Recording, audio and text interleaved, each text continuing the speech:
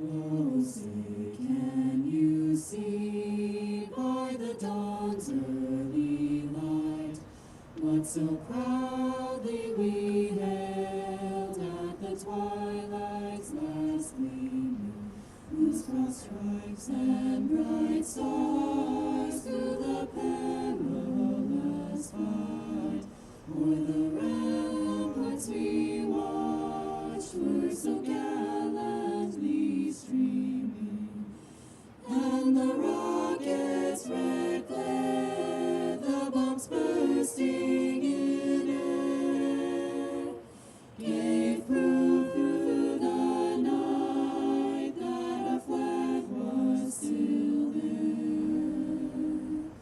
Oh, say, does that star-spangled banner yet wave o'er the land of the free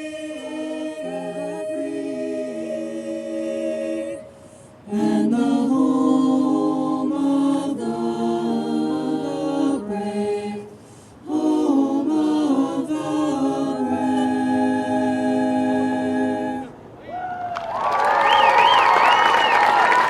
Well, that wasn't the band, but that was something special. Thank you, guys.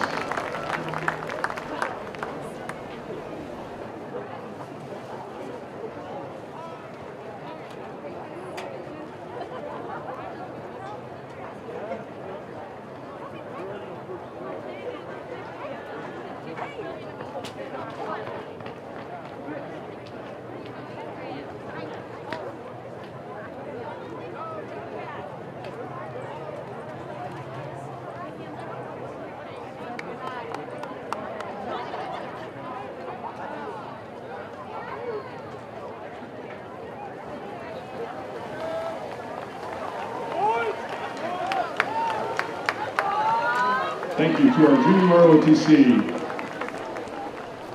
Welcome everyone to South Kitsap High School for our second football broadcast of the season. We're coming to you live right here on SKTV, Wave Digital Cable Channel 205. And we're also streaming this game live in high definition on YouTube.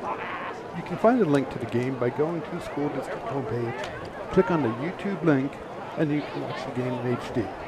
There are no fees on our broadcast, so please don't ever pay somebody to watch our games. Tonight, the Wolves are taking on the 1 and 3 Olympia High School Bears. I'm Phil Nanger, and joining me in the booth tonight are Troy Larson, Brian Pickard, and Rowan Pickard. Troy, this is a very robust Olympia game. Welcome for tonight's game. For the Olympia Bears, number 7. It should be a good game tonight. The weather is absolutely perfect for high school football. Friday Night Lights, guys. Friday Night Lights. And the South Kitsap Wolves welcome in the Olympia Bears and head coach Nick Mullen tonight. And Nick was actually born and raised in the Olympia area, and he's recently left Timberline High School. So said this is his dream job. And they are 1 and 3, like Phil mentioned this fall. And their most recent game was a very strong showing with a 42-7 win over Rogers. And through 4 games, though, Phil and Brian, they have scored 95 points and they're 121 points against. So watch out for quarterback Gabe Downing and be looking for one of his favorite targets in the 5 Mason Jurgens tonight to flip the script on that scoring meter. Yeah, this is, like you're saying, beautiful night. Even though we had a week of rain here with this Kitsap Bank Stadium and Ed Fisher Field. The field is obviously in great condition with that turf. You know, just what a change from a second ago. And tonight, guys, is homecoming for South, and so I'm sure it'll be a little bit of an extended halftime, but all the festivities and week-long stuff that's going on around campus, and the kids are excited, and hey, here we go. And I'd also be remorse of not seeing that was just a fantastic rendition of the national anthem before the game here tonight, a cappella by what I'm assuming is some South Kitsap choir kids, so it was fantastic to listen to that up in the booth. Absolutely beautiful. It looks like Olympia won the ball and lucky to receive the ball. So we will get going with Olympia starting on the offense. So nice crowd out here for homecoming tonight. We have both the cheer team, dance team out here. Just getting ready to see who's up to the audience. So Olympia's going to start off on offense, right? So don't be surprised to watch Gabe is not afraid to throw the ball downfield, Phil, so they run a little bit of RPO. Not surprised to see him throw the 25, 30-yard pass down the middle. They've been very successful on the games that I have seen or some of the tape that I have watched on them. So look out for that. And on defense side of the ball, Jaden Vereshheim and Dylan Santini are the leaders up the middle, and they got some partners in crime too with Fila Ui, and Nick Randall. They're going to be their partners in crime, and we got to look for South to really shore up the middle of their defense and offense tonight. So yeah, off we go. Getting ready to kick off for South Kitsap is number 16, Nate Erickson. And back to return is number 5, Mason Jurgens. And I can't catch that I have not seen him in person, but Mason... Squib kick down the right-hand side for South. And Jurgens picks up the ball, runs it back on up to the 32-yard line. So not bad coverage for the South kickoff team. Yeah, hey, that was again, I know we shouldn't say this, but a pack of wolves there that brought him down, and he kept his legs chugging, but they finally they outnumbered it and brought him down. So nice game tackling. Any coach is going to like that. Yeah, he certainly got over to him, and again, he picked it up around 16 to get out to 32. So good stop for the Wolves. So the running back is number 7, Kenyatta McNeese for Olympia. And it is a pass play, first play. It's going deep. Decent coverage, but number 5. What a throw. Nice throw, and so that's number 5, Mason Jurgens, and that's a pass of about 60 yards. Pass completion right off the bat. You were right on it. So I promise you I was not in the Olympia's pregame strategy session. We are, Phil and I are up here bowing down to Troy. I promise you that. I did not sit in on that pregame. Maybe you should help out with some scouting or something for the Wolves. That was a beautiful pass, though. Beautiful pass. It was right on target, and he got behind South receivers. And so it all starts with protection too, Phil, right? They had good protection, time to throw, beautiful ball. And honestly, Mason Jurgens looks like a very fluid athlete out there. So there's a flag by the officials. They're going to move the ball back 5 yards, so it'll be 1st and 15 from about the 17. Here's the replay on the pass. So, really a good catch, a very athletic move. So Olympia takes over 1st and 15. This is quarterback keeper going around the right-hand side, and he's going to pick up about 12 yards. So brings the ball down to about the 5-yard line. And they can get a first down here. It'll be inside, the 2-yard line, I believe. So they can pick up another first down if that happens. Yep, so it'll be 2nd and 5 from about the 7. So, and South, again, two plays for Olympia, 2 big gainers. South, defense needs to adjust here. So we do have a handoff this time up the middle. He keeps chugging. It's going to gain right about 5, put him right about that line of gain there. But it is going to be 3rd down. It's going to be a little bit short. I can't see the number because it's way down the other end of the field, but I think it was number 51 linebacker for the Wolves that shot a gap there and just about got a tackle for a loss, but just out of his reach. Yep, so nice play. Nice penetration. So a little confusion on the South side, but it's a run up the middle. And South does a great job. They did a great job. Very stiff up the middle. Good penetration. It all starts with that penetration. They run the line to gain. Fantastic. Yep. So they'll bring a 4th and 1 from, just outside the 2-yard line. Olympia is going for it. Don't blame them at this. So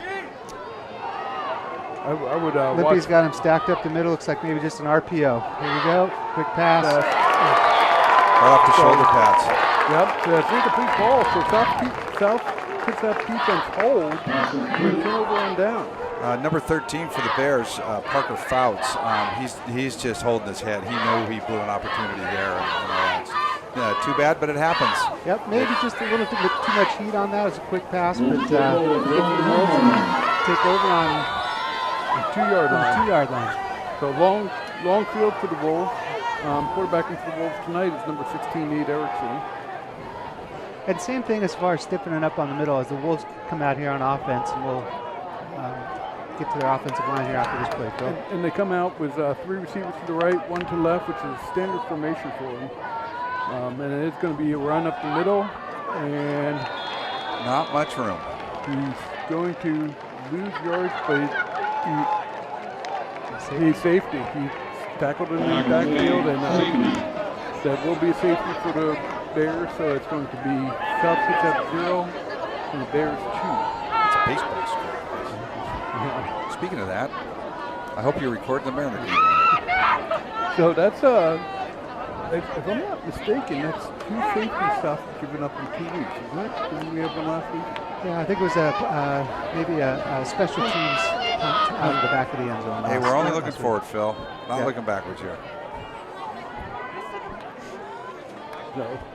So South, in order for them to have some success tonight, they're going to have to secure upline. So they're going to have to lean on their senior guard, Eric Anderson, who's been a 2-year starter, and Jaden Bersheim, who also plays a lot on defense. It's only his second start, varsity start at center. And actually, sophomore guard John Gosser is also making his first start. So they're pretty young up on the front end of the line there. So speaks well for the future. Need to keep talking to them, school them up a little bit, small battles, and just keep find small successes. So South will be kicking off from their 20 because of that safety. So there'll be an opportunity for a return here for Olympia. So. You know, a lot of times teams will choose to punt on this. South kicks from the tee, which is an option to do. So I would prefer, and I'm sure they're going to do this, kick this away from Mason Jurgensen, who's pick it up at the 50. Good tackle. Good tackle. That'll be about an 8-yard return for Olympia. It does start with excellent field. Colby Shaw, good tackle. Colby Shaw hit him first, hung on, and got some help from his teammates. Nice job, Colby. Excuse me. Sorry. So Olympia comes out. They have 2 receivers on each side. Well, they have enough room on this field, and they got a pretty good defensive stop there. Watch for a long pass again. Olympia's got 2 guys spread out to the right. Tall, lanky athletes out there. And they're getting the play in from the sideline. They do it by hand signal. So here is another pass play to number 5. And he's braced a couple tackles. He's going to go all the way. That's a 42-yard touchdown score for number 5. Mason Jurgens. So he's got 2 receptions, and he's probably averaging about 55, 60 yards a reception. Got really good hands, runs good routes, and like I said at the beginning, Gabe seems like one of his favorite targets, and now you can understand why. Well, he did a good job shaking off a couple would-be South tacklers, and getting in. South has got to wrap up and get in the situation. So Olympia's lined up for the extra point.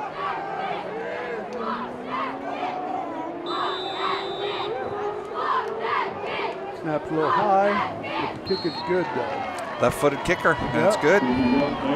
So while we have some time here, Phil, it also is the sheer sign that we're in October, that all the South cheerleaders have pink ribbons in their hair and pink pom-poms.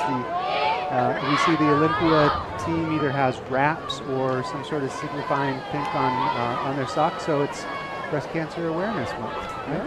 And that brings the score to 9-0 with 10:05 left in the first quarter. So, hey, a little bit of announcement on some other teams that are playing next Monday, October 4th at 3 p.m. The South Kitsap boys golf will be going against Emerald Ridge, and that's the home course at Trophy Lake. Also on Monday, the SK boys tennis versus Puyallup at the South Kitsap High School tennis courts, just down below underneath the gym. So, check out. High school sports is absolutely the best bang for your buck, and with those ones, I don't think there's any fee whatsoever. So get out and support the Wolves. They need it and appreciate it. So set the kickoff for Olympia. Looks like it's number 10, Kale Allen. And for the South Kitsap Wolves back to receive is number 2, Jordan Lee. Lee back to receive. So Jordan hasn't had a chance to do much on the ball, but a week ago he sure was prominent on the on offense and defense, wasn't he, guys? He was tough. He tough. ran tough. Not the biggest kid in the world, but he was tough. Nice kick all the way to the goal line. Bringing it out. He's bringing it on out. I don't blame him. Go ahead and give it a shot. Brings it out to the 9-yard line. So South will start from there, which is actually better field position than the last one. So. This is not started on your 2 and then on your 9. Is Not great field position. Tightens up the playbook a little bit, as they say. Well, they're going to, you look at this Olympia offense, and it is definitely time South has the ball to stop. Let's try to get a score. South has a penalty against them. Looks like it was a holding penalty. So that will bring the ball back to about the 5. Little message to our total support team down in the booth down there. We're getting some text saying that we are hard to hear over the field microphone. So I don't know if there's an adjustment that we can do down there. So we'll keep doing what we're doing. Best part of this whole thing is just watching the game anyway, guys. I'm sorry. And talking about it. So it's 1st and 10 for South from their 5. And they line up with, again, through to the right. It is a run up the middle, and I'm sure that's number 2, Jordan Lee with the run. He had nowhere to go. No, a lot of penetration, and he's actually going to lose about a yard. He brings up 2nd down 11. Yeah, Phil, the fact is, I mean, there's one common opponent between both Olympia and South Kitsap, and that was Rogers. And last week, Olympia did beat Rogers on 42-7, and the Wolves were on the wrong end of a 57-14 game on there. So there's a little bit of delta. It's the only common opponent they've had this year. So it's going to be an uphill battle, but we just got to have, or South's got to have small victories along the way and try to move the ball. So, and that's quarterback keeper by number 16, Nate Erickson, and he's going to pick up about 3, so it brings up 3rd and 8. And that's it. It's take what you can out of these games, try to improve every week, and try to sneak in a win here and there. That's about what we can do right now. So we line up in this familiar formation with 3 receivers over on the right-hand side, 1 far out to the left who's single covered. And looks like a blitz coming.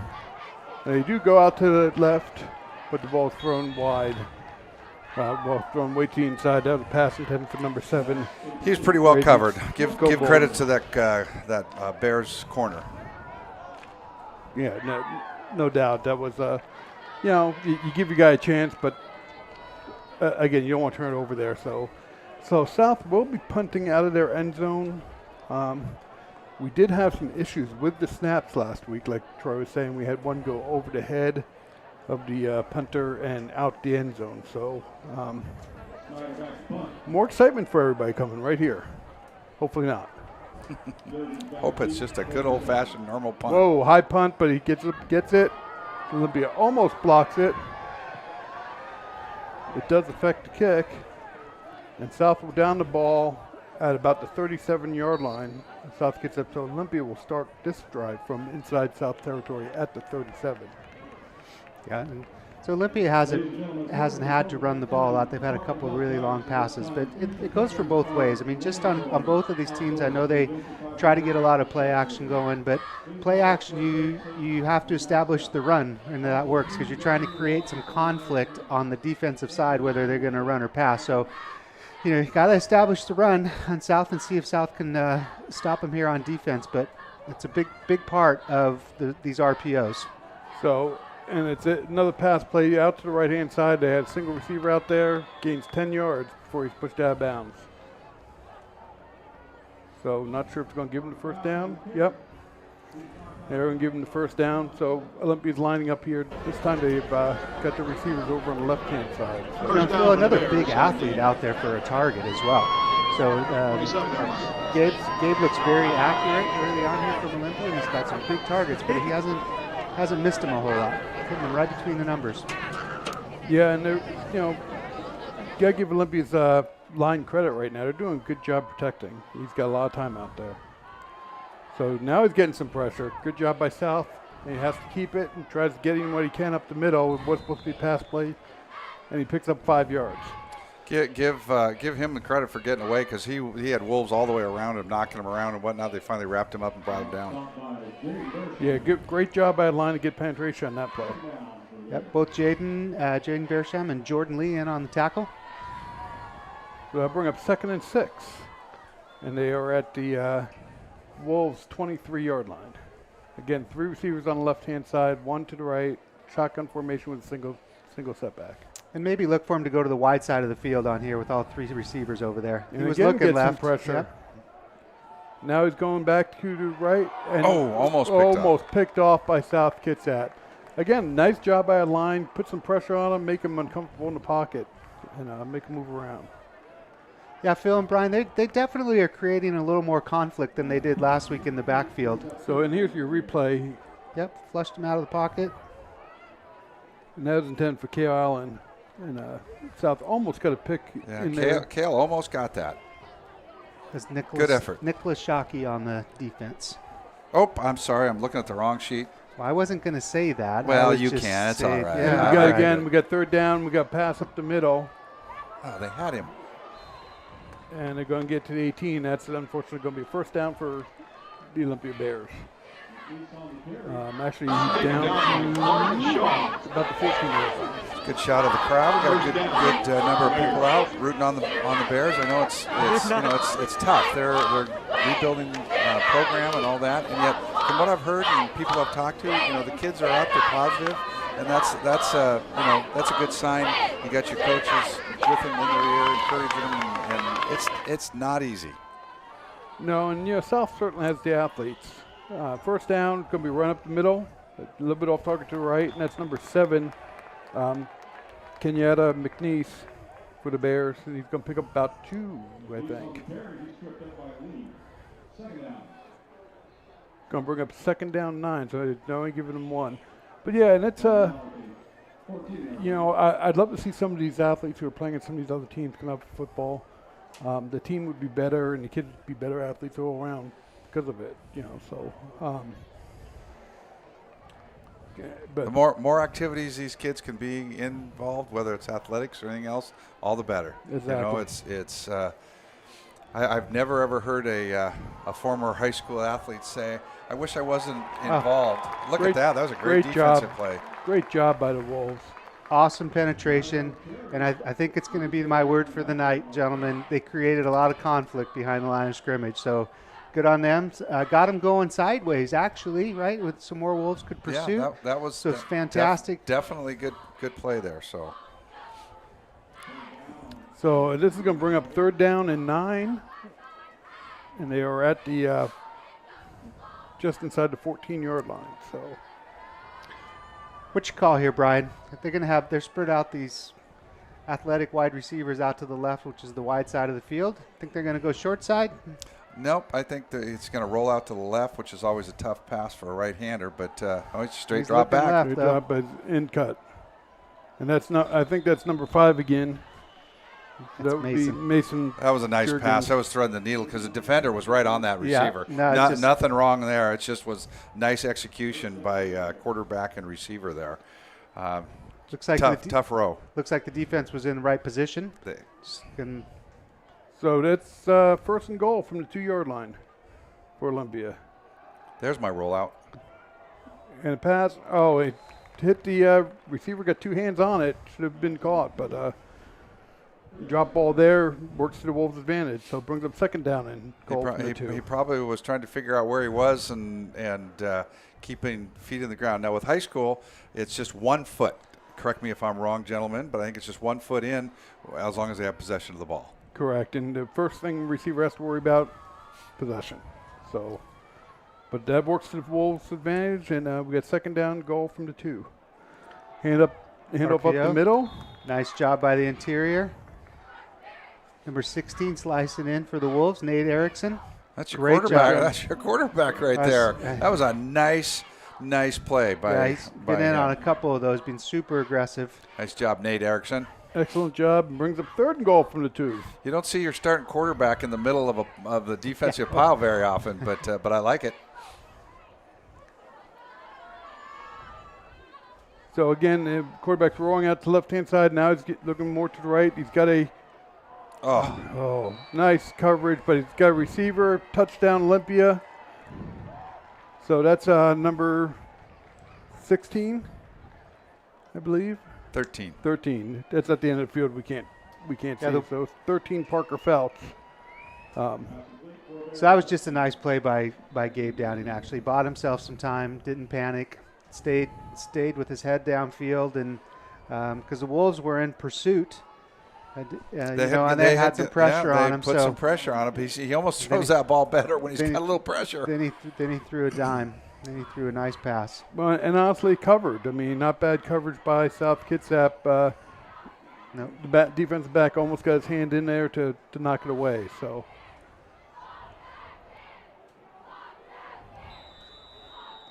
So Olympia trying for the extra point. Snap, hold. And again, it's good. So that'll bring the score to 16-0 Olympia with 5.2 left in the first quarter. So Phil and Brian, do you think, I mean, we've done several games up here and seen a couple different, high school teams from around the league. Do you think that people who invented the huddle are so disappointed in the game today?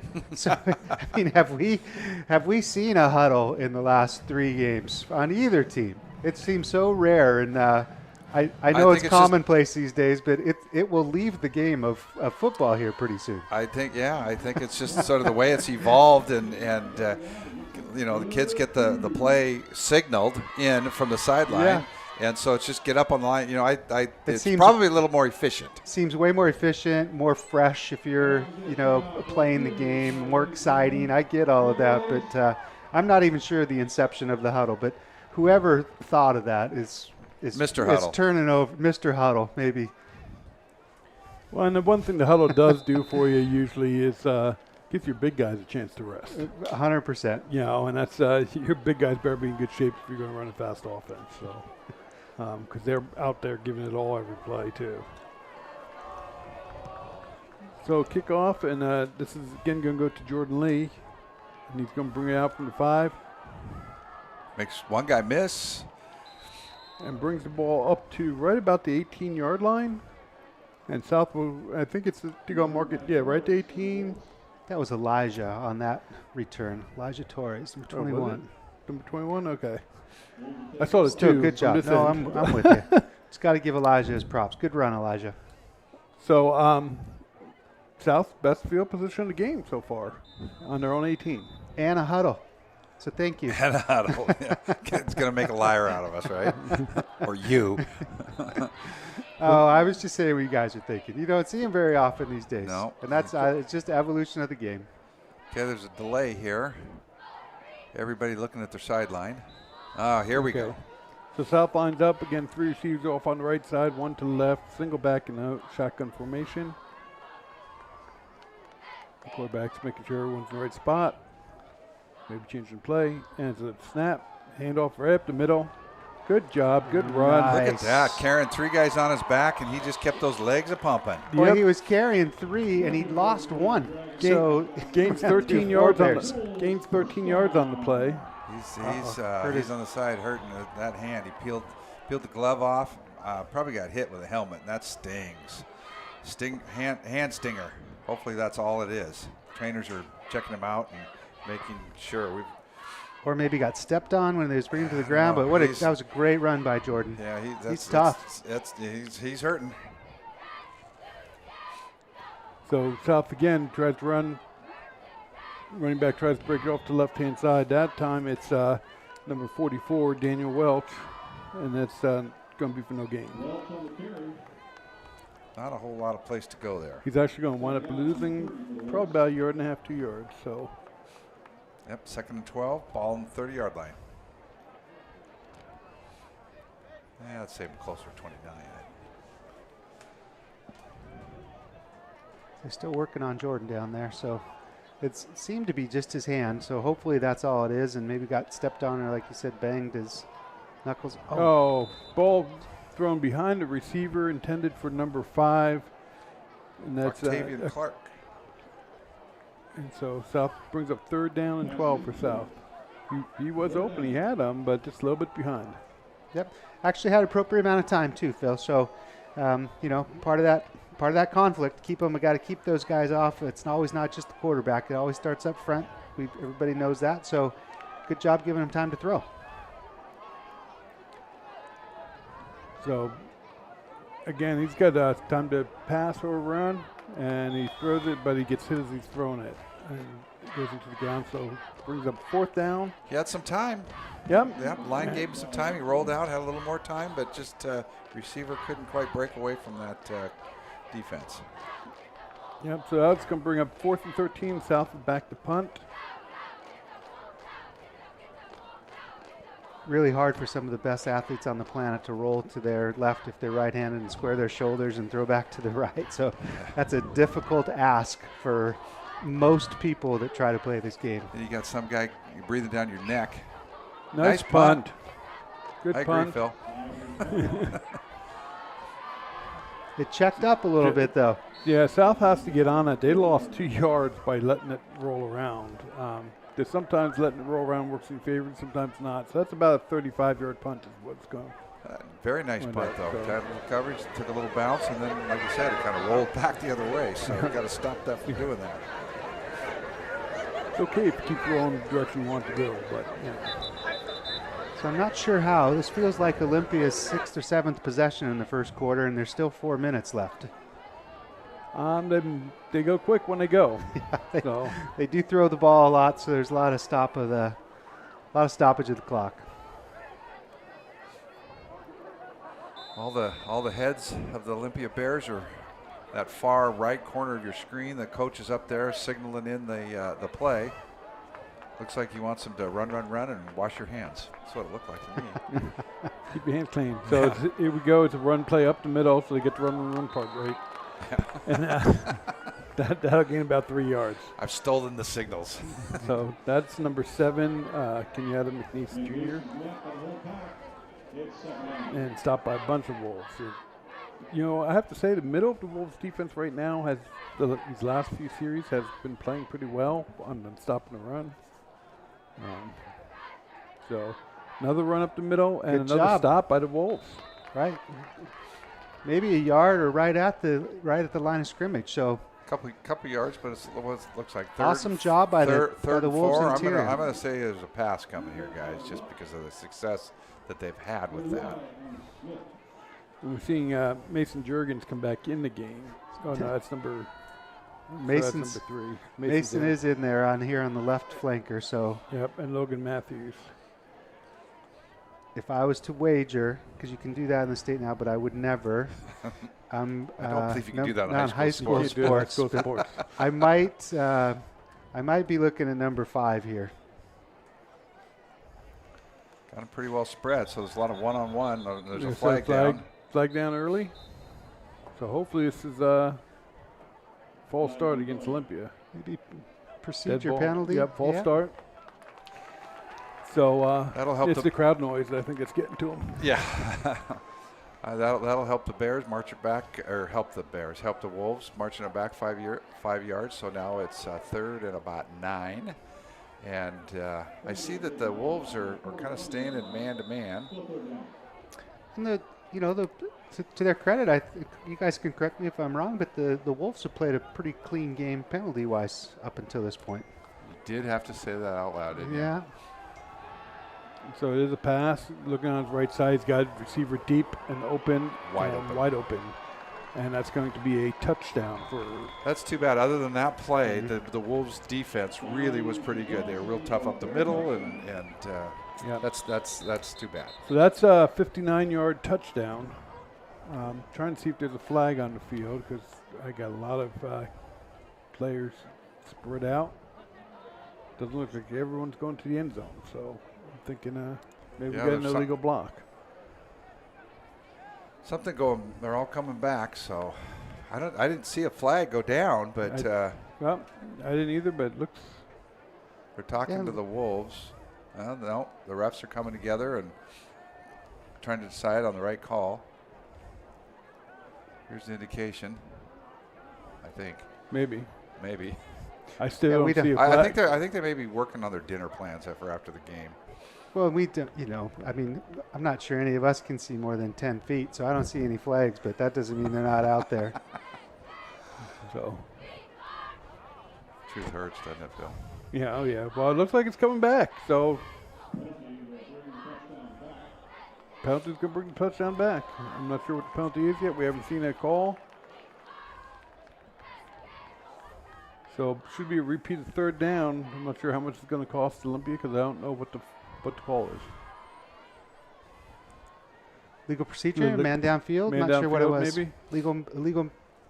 Legal man downfield.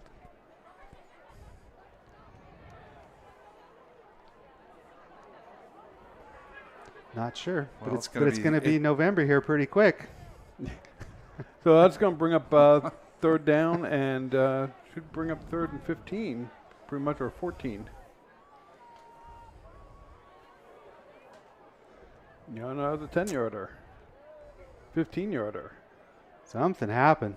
They must have That's a personal foul call. So something stolen out of the locker room. That was a long penalty. So it brings up 3rd and 24. This is where you keep the offensive players in front of you. Yeah, try to give up no more than about 20 yards would be great. Although they may go for it, I'm not sure. Yeah, maybe Olympia's in for them 2 down territory. I'm not sure. And it looks like they're calling a timeout, or is Gabe the just coach- walking over to talk to the coach? The coach was looking for an explanation, and if the clock hasn't started yet, 25-second clock, he's got plenty of time. So And there we go. there goes the clock. Okay, let's see what the coach is. I'm watching signaling there. Mason Jurgensen out here on the left flank. I think so are most of the Wolves. So here we go. That is where he's No looking. surprise. I was looking He's for him. getting some pressure, and now he's got Dumped it off. Dumped it off, and it's Nice gonna D. bring up Good job, Wolves. Put pressure on, kept people covered. You saw the student body there. Great, they're coming out supporting their classmates. And Olympia's going to punt. So awesome job. The South Kitsap Wolves for the second time have stopped Olympia and cost them the touchdown. That's right. They stopped him on fourth and short, and held him here too. So 2 good stops in the first quarter for the Wolves. So the Wolves have nobody back to recover the kick, to field the punt. So this is And they going got to a be good Bears roll. So this is going to be about a 50-yard punt, 53 yards, I think. I don't get that. Put a safety back there deep. He could have caught it and at least stopped it from rolling. Maybe just a thought, Phil. Maybe they were just trying to defend against a fake punt if they were going to run that at all. But I agree. They lost a lot of yardage by, it's a decision, a strategic decision, and they did lose a lot of yardage on that punt. So Back there. well, the Wolves start. They 1st and 10 from the 26-yard line. So again, not bad position for them. Certainly outside their 10-yard line was good. Quick pitch to the right, well read by Olympia. It's going to lose yards. It's probably going to lose about 5-6 yards on that. That pitch, the Dickerson Olympic field. There's a couple of fans that are all dressed up and ready for homecoming. Like their spirit. Second down. So we're going to bring up 2nd down and 15 for the Wolves. Getting set for a big play for the Wolves. Three I'm hoping. receivers on the right, one on the left. Their best plays so far have been running up the middle, so now it's going to be a pass play. And nice job.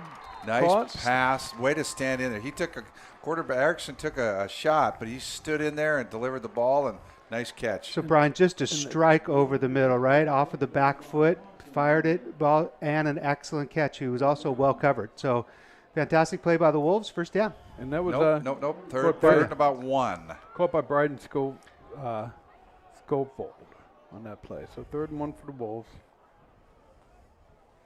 It's interesting comment on this. They've got, as they standard do, they have 3 wide receivers, but it's to the narrow side of the field. Yeah, that seems where they tend to keep them over on that right-hand side. It's going to be a pitch play, and Wolves are going to lose. lose yardage. The good news on that one, that was Jordan Lee, so he's back in the ball game. It's back in the ball game, but too much conflict on the wrong side of the line of scrimmage there for the Wolves that time. Good penetration by the Bears. Not just a single one. I believe the right side of the defense was in on there, so maybe a couple missed assignments, but not much of a chance for Jordan.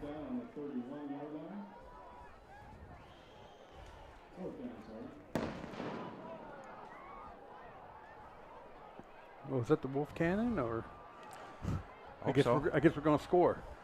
So Wolves are back to punt.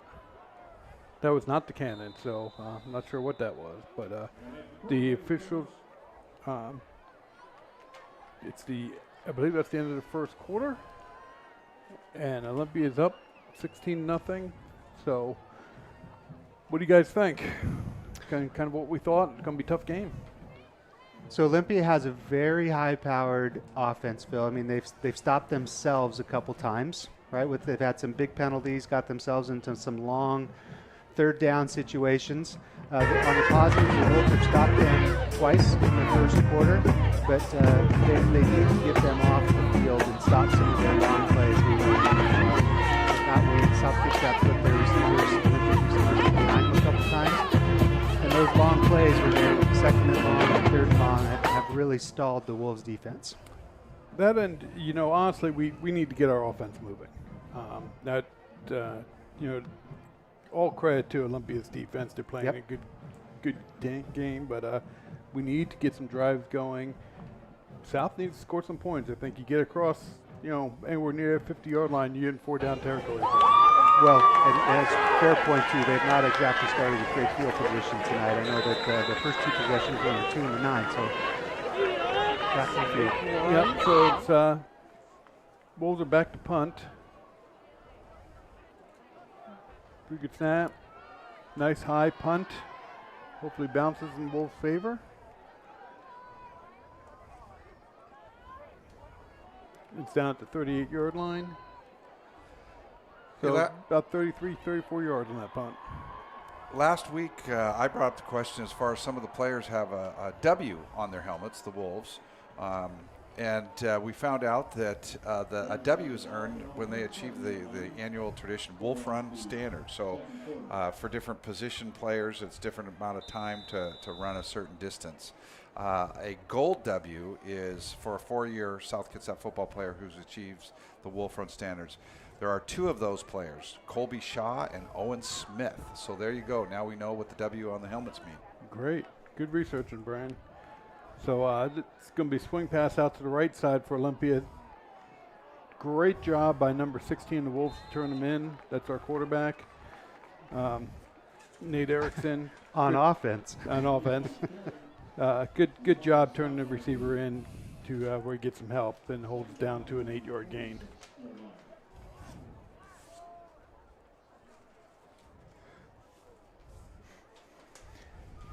So it sounds like we have some fans who are celebrating homecoming early and had some fireworks off in our parking lot here, if you heard that noise. Maybe some adolescent energy out in the parking lot.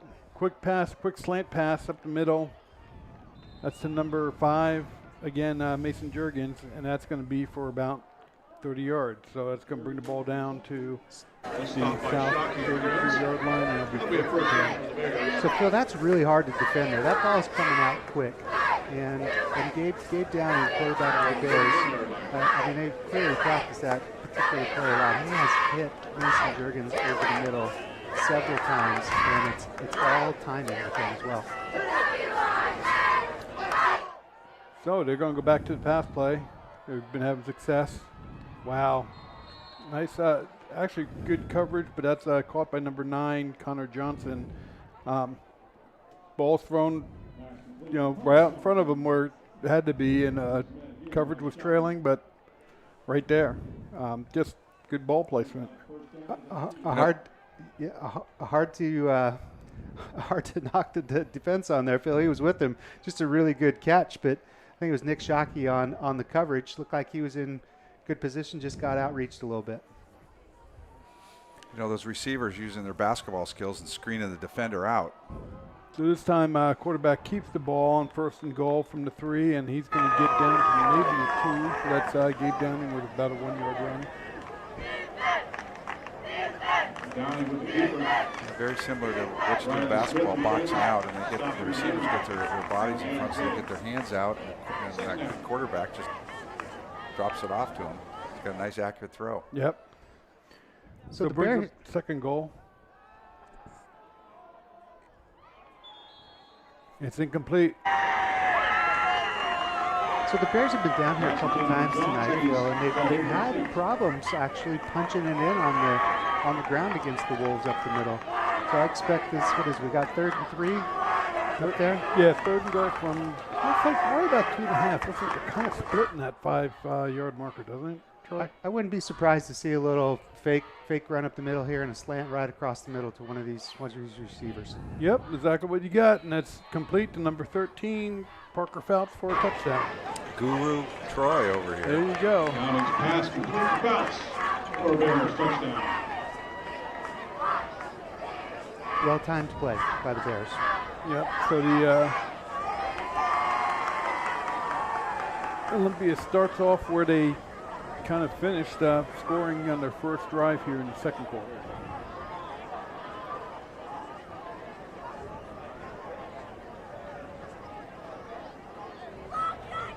And Braden Griffith is in for the point after.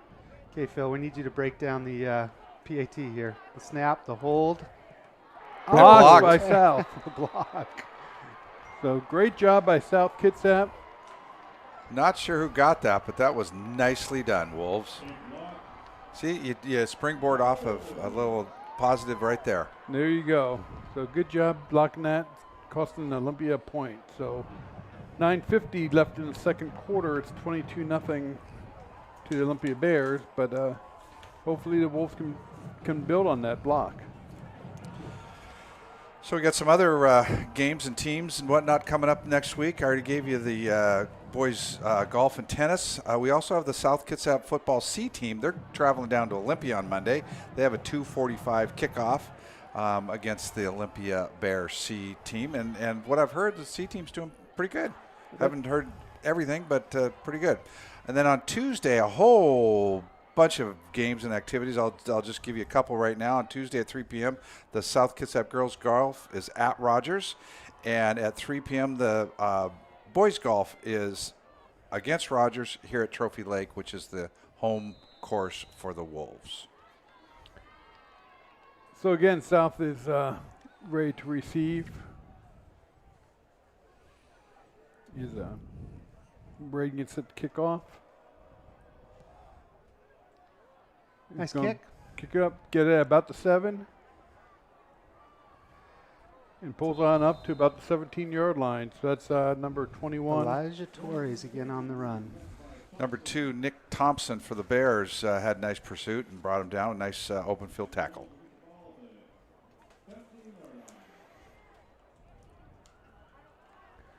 So let's see if South in the 2nd quarter can start to put together a drive and get things moving. Would be nice.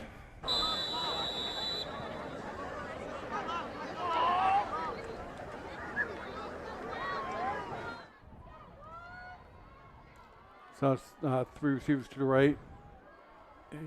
Quarterback keeps the ball, and he is going to lose about 2 yards. Was that a Wildcat? Did he snap it right to Lee? No, it was a handoff? it was a handoff. Well, it wasn't even a handoff. It was a quarterback pulled the ball. He was handing it off, pulled it back in. So something pulled it back in, but I just think Olympia crashed the party. Guys, number 2, Jordan Lee is playing quarterback for the Wolves right now. Maybe get a little. Well. Ooh, we got a break. The ball hit the ground and bounced right back up into the running back's hands. Yeah, that's number 24. Kyle Howell with the run. Good job jumping on the ball. It's so important to name the game after it, right? So you keep control of that thing. So, yeah, good catch, Brian. Jordan's actually quarterback. He is listed as quarterback, but he's mainly been a running back the 2 nights that we watched him play. So again, snap. He's back to pass. It was dead ball one. Good thing, because he was going to get crushed. So I don't know who brought up about South playing a clean football game up until a certain point. Yeah, Must thanks. have been you, Mr. Pickard. Thanks, Troy. Yeah. I'll take responsibility for my own messes. There's enough of those. I don't need any. I don't need any help. It's tough. These little small things for this South Kitsap team is, they got to really concentrate on these. And did you see they broke the huddle? The Wolves broke the huddle. Brings up 3rd and 18 from the 9. Forgotten huddle. So Jordan does roll out, and he's going to go down. He's caught from behind, goes down at the 1 yard line. So that'll be a loss of 8. I think it's 4th down territory here. Yeah, 4th down and 2, and South will punt. Got an injured Bears player on the field. Looks like he maybe twisted his back or something in his hamstring. And he was on the tackle, so I don't think it was anything concussed or serious. So hopefully he's all right. Yeah. All the athletes, we want to get them up and healthy and out of here. Hey, let me give you a rundown on the entire Wolves coaching staff. Of course, we have head coach Dan Erickson, but assistants are Dustin Booth, Alex Pfeiffer, Keith Langenhoff, Will Gatlin, he's a former student of mine, South Colby, Joe Outwaith, Frank Moppins, Ben Johnson, Mike Johnson, and Kevin Darcy with volunteer Drew DeVoe. Our athletic trainers are Chris Hyatt and Jeff Spalding. Probably arguably some of the best athletic med folks in the area. And the Olympia player walks off under his own power, which is great to see. I think that you're right, Troy. I think it's probably a little bit of a screen or something like that. So South is punting from their end zone. There is a flag out. Nice high punt. Good high punt. with a great Wolf bounce. I hope this penalty is not against the Wolves, because that was an excellent punt and favorable roll. Yeah, so that is a 49-yard punt and roll. But we'll see what the flag is. Oh. And it is against the Wolves. So the question is, does Olympia make them re-kick, or I don't know if they have the option on this one to take it from the end of the run, but they're just declining it. It's good sports. Good sportsmanship, yeah. That was a great ball. Comes to rest on about the 49-yard line, Phil. It's great, and just one of those moments that I know Coach Erickson has probably, schooled over and over to the kids, and they'll get it right eventually. But it's frustrating when you have a great play like that. In this case, Olympia nullified it by just not taking the penalty, but they got to sharpen those up. Yeah, exactly. Those are the sorts of penalties that really don't mean anything as far as effect on the play, but can cost you yardage. So we have a timeout on the field. Didn't get the indication of where that timeout was. I don't know how lucky we got again, though, but the flags have no wind side. It is literally a perfect night for high school football. No rain in sight. Field looks awesome. Lighting's great. I gave you the Wolves coaching staff. I'm going to run down the Olympia Bears. Of course, we've announced it's Nick Mullins as the head coach, Orlando Johnson, John Moorhead, J.C. Christensen, Jeremy Clark, Jake Early, Hamza Griffin, and Mitch Fettig are the coaches, and the volunteers Josh Downing and Derek Bonaldo. I believe the way you pronounce that. If not, I apologize. Well, he let you pronounce it, Brian. Yeah, thank you. Sounded and their great athletic trainer is Brady Thorsrup. Sure. So that'll bring up 1st and 10 from their own 49-yard line for Olympia, and I think this is one of the worst field positions they've had because they've been starting most of their drives inside South's territory, so except for the last 2, I think.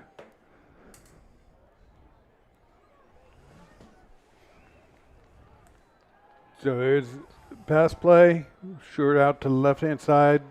Receiver makes a nice cut backwards and shakes off tackle and gains about another 20 yards on the play. They had him for about a 5-yard play, and he takes it all the way down to the 24-yard line. So unlike most of the night, Phil, that was actually a 3-yard pass and a 33-yard gain. So that was actually a quick pass. It was just like a long handoff right on the button. Good timing, but got to sure up the tackling.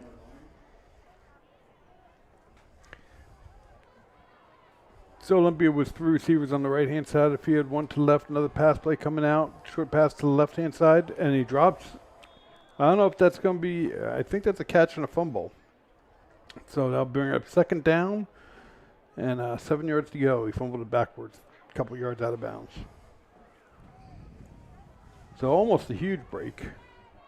Actually, they're taking it all the way. They're calling it an incomplete pass now. Okay. Even better. Brings up 2nd down and 10.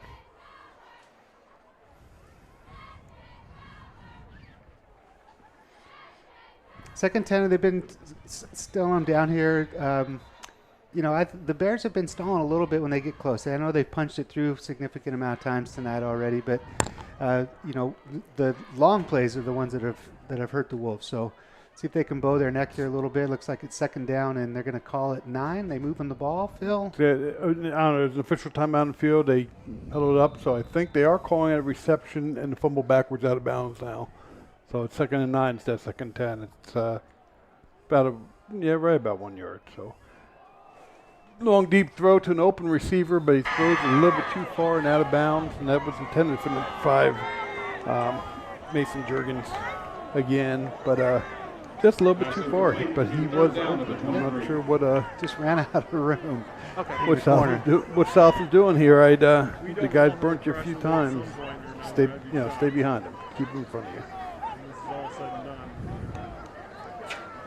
Sorry, he was cutting. They got all their 3 receivers lined up out to the right again, Phil. And they're going to throw it to the back, running back coming out, and makes a couple moves, and he's going to get down to about the 7-yard line. And that'll be 1st and goal for Olympia from the 7. Olympia just flooded the field on that side. They had 3 receivers and threw it to about coming out of their right side. The Wolves are just outnumbered on the far side of the wide side of the field on that particular play. Yep, so now they line up the 3 receivers over on the left-hand side with a single receiver on the short side here on the right. And again, single back, shotgun formation. Bad snap, hits the ground, quarterback picks it up, looking, he's getting some pressure now. There's a penalty on the play, so. And he throws it out of bounds. So we'll see what this flag is. It was thrown right at the start of the field from the line judge, Phil, so maybe illegal procedure, lined up wrong, illegal formation. Yep. Or could be offside. That illegal man downfield. Illegal procedure. So that's going to cost them 5 yards, which South is declining that penalty. So I like that referee. I could, with headphones on, with the window closed here in the booth, I could hear him. Good voice. Yep. Good lungs. It's perfect. I heard that one too. And he's not mic'd, I don't believe. So it brings up 2nd and goal from the 7-yard line. Again, 3 receivers to the wide side, 1 to the short side here. And it's going back to the back. And South is there. But the running back outruns our defense. So brings it down to about the 1-yard line where it'll be 3rd and goal. So South was playing that well. You got to keep that outside leverage, though. You can't let them run around to the outside. There's no help out there. Yeah. Point him back inside where you got some help. Yeah. The Bears are waiting for that sideline signal to see what their play is. What do you think, guys? Running right up the middle? I think they're going to come to the wide side here again. There's a lot of room out here, a lot of field left. They have some really good athletes, and he's going to walk on in. That's number 7. And there's a flag. I thought I saw. Yep, the flag's up down here on the sideline. There we go. Nice shot, camera, whoever.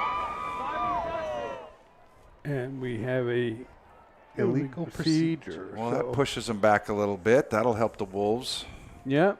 Defense there. I'm not sure where they're spotting the ball right there. I don't think they know either. So it should They'll be figure third, it out. I'm confident. 3rd and goal from the 6 is what it should be. Look at where the marker is. So the refs have been involved a little too much on the last couple of series, but they got to call penalties. And I think we mentioned it last week. I'm sure this ref crew also had a game last night. They're being asked to do a lot of double duties, shortage of refs. So, put a strain on them too. And I think they're doing more than their fair share of games. You'd think their arms would be getting tired. Spraying that wrist, throwing that flag too many times, right? There you go. So it's 3rd and goal from the 6. And I don't mind the flags and everything. I just would like to see the calls be a little bit quicker so the game keeps moving. Because I have plans for November. Yeah, that's right. Turkey right around the corner, guys.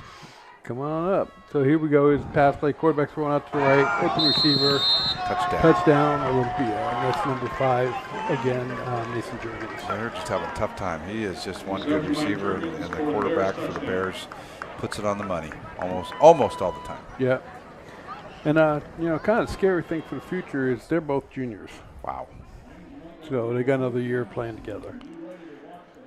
I would guess both of those players they've got some interest in the next level, the college level, but you never know. But they're both good athletes and doing good things. Yeah.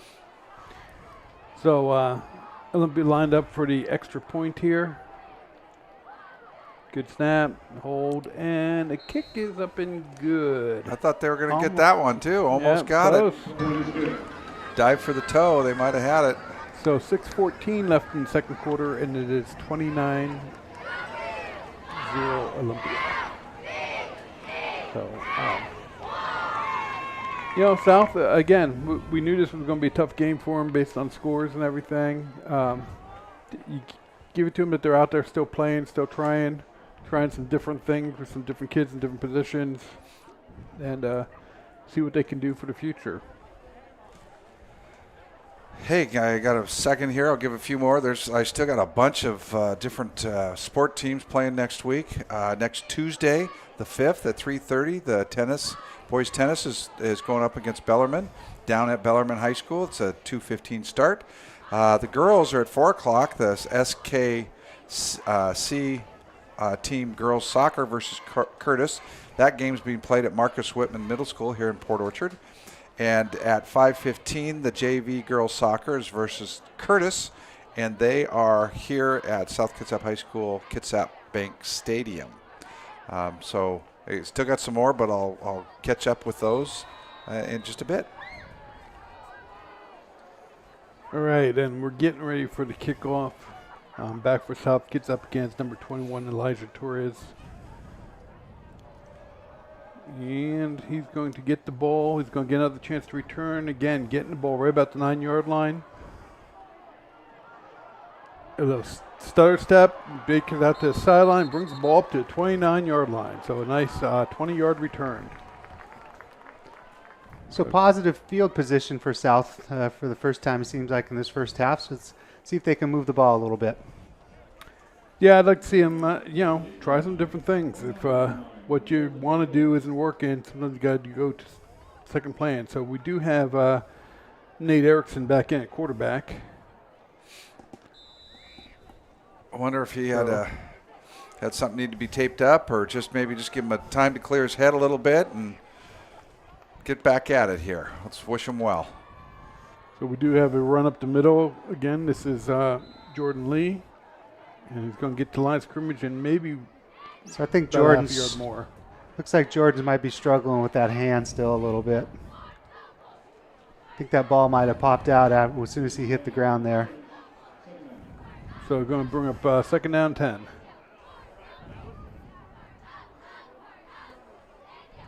So we've only seen a couple games, but Jordan has always been just a spirited player out there, and can tell by his demeanor a little bit. I don't think he's 100% on his hand. I think he's out there doing the best he possibly can and trying to play with all his teammates. Coaches love players like that. That just give it their all. It's an option. It's an option, read well by Olympia, and unfortunately doesn't really go very far, so South will gain about a yard on that play. we haven't really been able to get outside of this Olympia. They're doing a defense. nice job of containing those ends and giving anything outside, turning it back in, and pursuit then catches up and they make the tackle for a loss or very little gain. Yeah, so far our best runs have been the ones straight up the middle. I think our longest one being for about 13 yards. So, And that was Jordan on a quick hitter, right? So South is going to go up high, that's and gotta be that's a going to be pass. pass interference. Yeah, I was going to say. Yeah, there's flags coming from everywhere. So Assistant coach Frank Moppins was down there right in front of it, and he was acting like he had flags and pulling them from both sides. He was helping right there. That wasn't a super hard call for. No, it wasn't. for But the Frank, ref, so. Frank, kudos, buddy. You were on it. You saw it. I know Frank, and he's a high-spirited guy, just super positive. So that was intended for Braden Scovold, but he had no chance to get to it. He certainly cut off on his pass, so. That'll bring a 15-yard penalty, so that'll give the Wolves the ball at the 44-yard line. I think the Olympia defender, even if he would have turned his head on that one, might have still been in a little bit of trouble. He's out of position and ran right. You can't run right through the receiver. I'd personally like to see him come right back to that throw. Don't wait for third down on it. That was great to get it out. They had blitz coming, as they are here as well, and there's another flag. I could have called that one. I think we had a little false start on the Wolves. That's too bad. So I'll bring up first and 15. Those are the ones you always wonder, is that when it seems like half the team goes, did half the team have snap count wrong, or did the center have the snap count wrong? So you're never sure, but either way, it pushes the ball back. And again, South is not having that much success with their run game. So Phil, I have an older brother who played all the way through college football as a center, and he was never offside, he said. I know your brother. I believe that. That he said that. So South has 3 receivers on the right, 1 on the short-hand, left-hand side. They are There going you to run go. it up the middle. That's and a again, great there's play. a great play. A lot of success. And it's going to gain 17, 18 yards for South Kitsap. First down. A what? First down. All right, Wolves. Nice run, Jordan. He's. I agree with the statements earlier, Troy. You can tell he's worn out, but he's sticking in there and playing hard. That was a nice run. It wasn't. It looked like a little counter action with the lineman up front. So good hole up front, Phil. So I think Jordan did break 1 tackle, but a lot of room for Jordan to run. So I give it right back to him. Unfortunately, he slips and falls, and he's going to lose about a half a yard. The ball is on the Olympia 45-yard line. So it brings up 2nd and 11. Still on the east side. Yeah, Jordan's running on adrenaline out there. Yeah, his hands hurt, I can tell. He keeps flexing it and moving it. It's that left hand. So 2nd and 11. Again, 3 receivers on the right-hand side, 1 to the left. Here's a pass play. Quarterback hit as he releases and incomplete. It looks like there's a flag on the play. That might be defensive holding in the secondary, but that's just a guess on my part. But that's kind of where the flag is. Yeah, the Bears finally flushed him out to the left there, Phil. But again, kudos to the offensive lineman. Had time to have at least the first look and get to their first reads.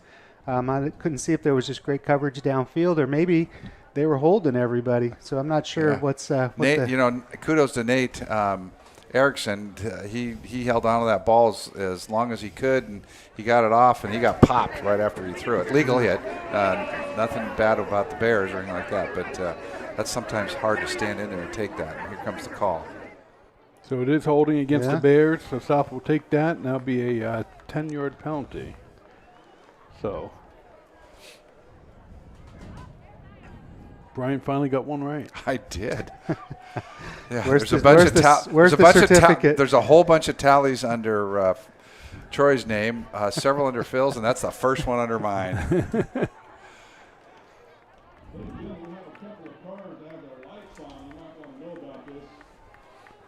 So Phil, South is, for the first time that I can think in the first half, is on the right side of the 50. Yeah, I'm not sure what happened there, but how do you get a 15-yard penalty on that? They marked it off. Is it from the play of the foul? No, it wasn't a run. That was a... Phil, it's good for us. Yeah, just go. Just say we'll okay. just go Nice with it. quick Brings up 2nd and 1. I think he's And got it. South's going to get 2. I think he's got it. So South is 1st and 10 at the 33-yard line of Olympia, and we're in 4-down territory. Nice. Nice. Keep cranking, Wolves. Keep cranking. This is what they need. Just get a drive going before halftime, you know, get something moving. They got the Bears right where they want them. They worn them down, lulled them to sleep a little bit. Here come the Wolves. Yep. Well, they have had some success with those quick hitters, and I'm trying to watch the interior lineman for South. I think they might be pulling and trapping them a little bit. So this is a quick throw, but it's high. Intent for number 21, Elijah Torres again. That's too bad. He had a little bit of room to run there, I think, if he caught that. But ball was a little too high. A little high, and I agree. He had a couple of guys out there to block for him. And Elijah's only 5'8", 155 pounds, but he looks quick. And I think if he could have hauled that one in, he had some little bit of yardage to go. Little wiggle room. And we haven't seen that play. I like it. Before, Good play call. Yep. So again, 3 receivers on the right-hand side, 1 left. It's going to be a dead. The ball's called dead. It's going to probably be a false start again against South Kitsap. And no, it's offsides against Olympia. So they got drawn off. I saw South move. I didn't know Olympia had moved first. This is getting to the end of the field where we have a lot of difficulty seeing from our booth. So we can see about 5 more yards. half What's that? What are we going to be on? Field 30, 34? No, 30-yard line. Heading in. No, 28. 28. Inside the 30. Brings up 2nd down and about 4. Okay, Troy, what's the call? You've been pretty good with this. I think they're going to go for another quick hitter right up the middle. I think they're going to run Jordan up the middle, watch some We got a interaction. flag. Yeah, there was Now we got false start against, so it's going to come back. to come 5 back. yards. Oof. Who said there weren't a lot of flags in this game? It was, that was me. Wasn't you, was it, Brian? It was not me. Yeah. Was it you, Phil? I don't think it was me. Yeah. I wonder who it was. And we'll finish this game up on November 3rd. Just giving me more time to think of the play the Wolves are going to run here. Yeah. That was nice of him. Don't forget to vote, folks. So I think I have the So we have 2nd and 10 now. I'm not sure how we got here, but that's what we're going at. Quarterback keeps the ball. Unfortunately, he's going to get dropped at about the 39-yard line. Bears are blitzing just about every play. Not everyone, but probably 2 out of 3. They're blitzing that middle linebacker's always showing it, whether he comes or not. But if he's not coming, usually one of the outside guys is coming. Yeah. And that's what happened that time. Yeah, not a lot of options for quarterback Nate there. Nope. Somebody was in his face right away. So that's going to bring up 3rd and 15, and really, if South can get about 10 yards on this, that would be a great play and getting a makeable 4th down. So we have, again, 3 receivers over on the right-hand side, single back, 1 receiver to the left. Snaps a little bit low. Quarterback goes out and throws it. Just It's short. Just off the shoe tops. So that's going to bring up 4th down, and I'm not sure what coaches do.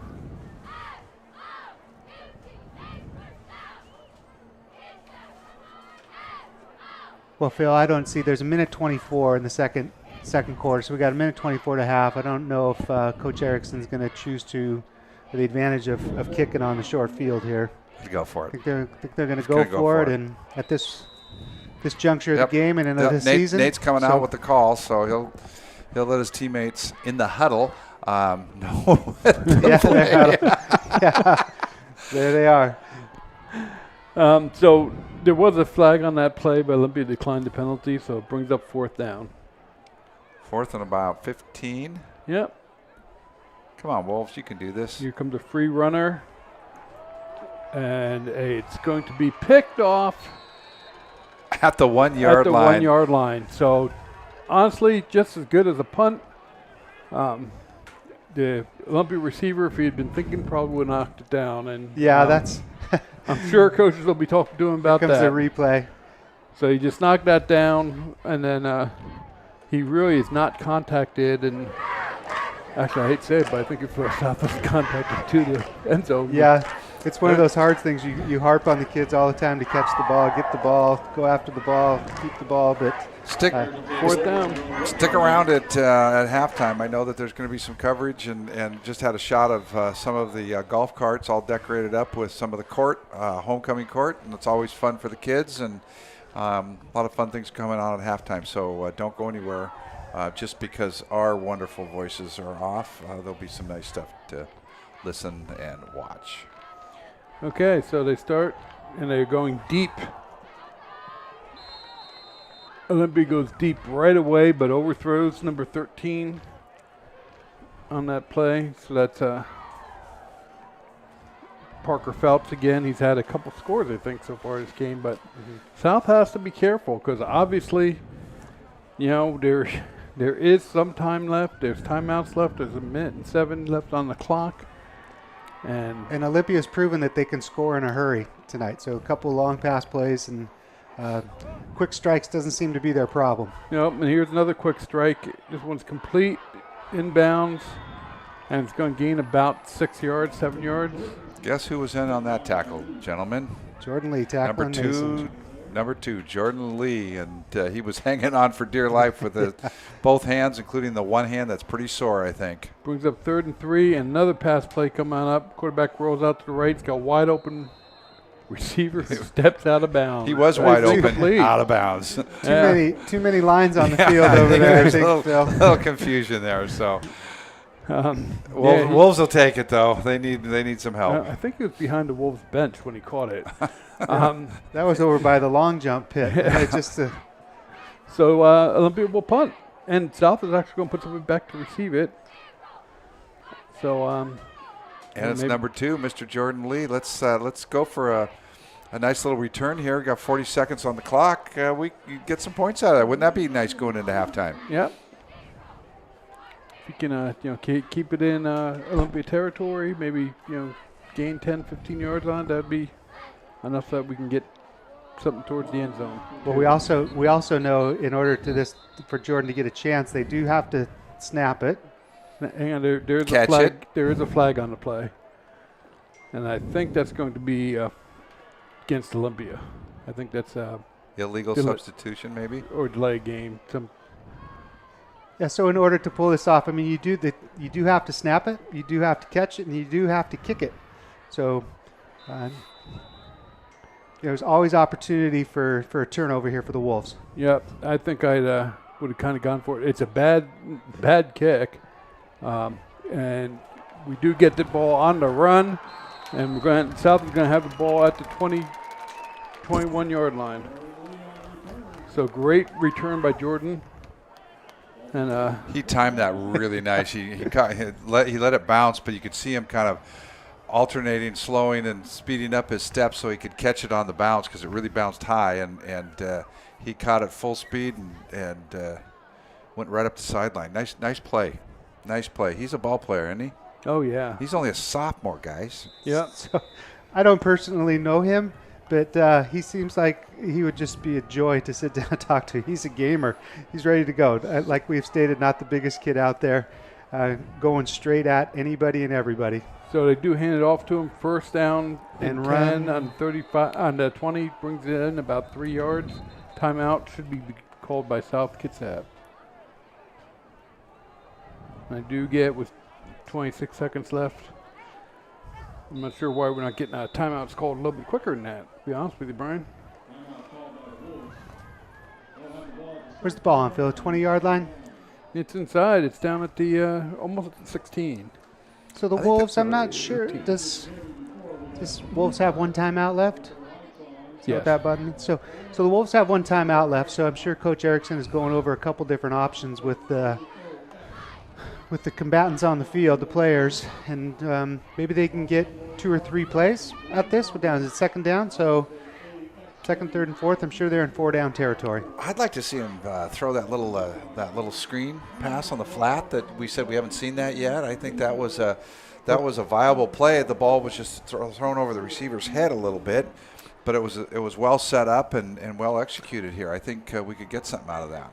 And all of those plays are more successful when they've had a couple positive running plays up the middle. So again, it creates a little bit of conflict on the defense. Do they need to guard the run or guard the pass? And that can only happen when you're successful running the ball a little bit, which they've been. So it's a good call. See if you're right, BP. I might get another tally. Be 2 before halftime or by halftime.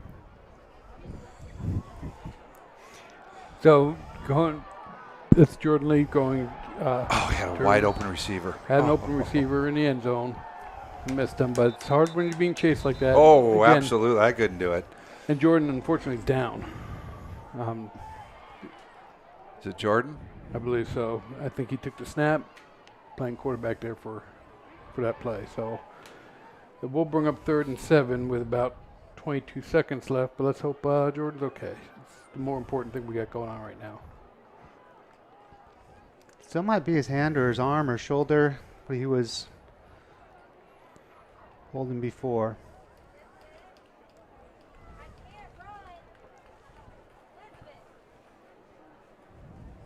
So Coach Dickerson's going out into the field.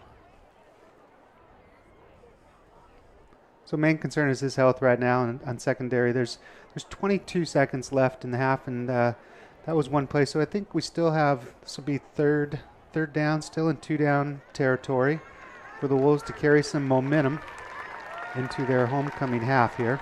And Jordan's walking off under his own power, which is good, good to see.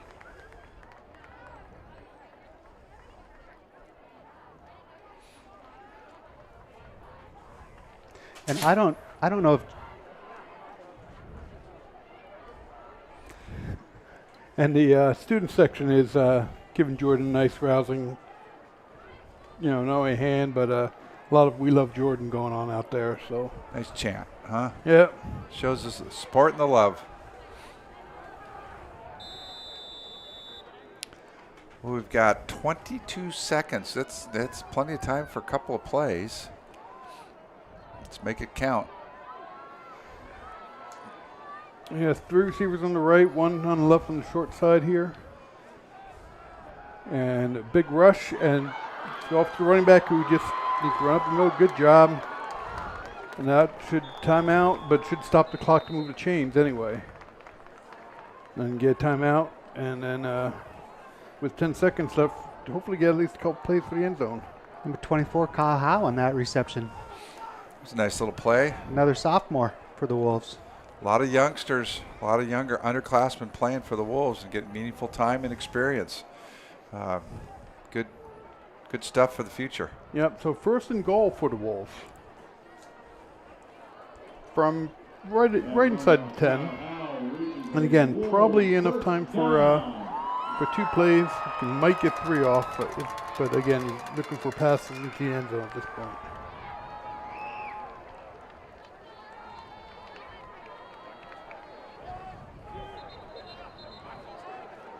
So Phil, I like the fact that South's taking their time methodically here. It's they're trying really hard to get a score here before halftime. There doesn't seem like there's being any stones unturned. They're putting the time and the effort into it. Seems like there's a lot of thought into these last few possessions, right? And doing the right thing, trying to find those small little wins along the way. So yep, and we do get a timeout on the field, so they're going to talk it over some more.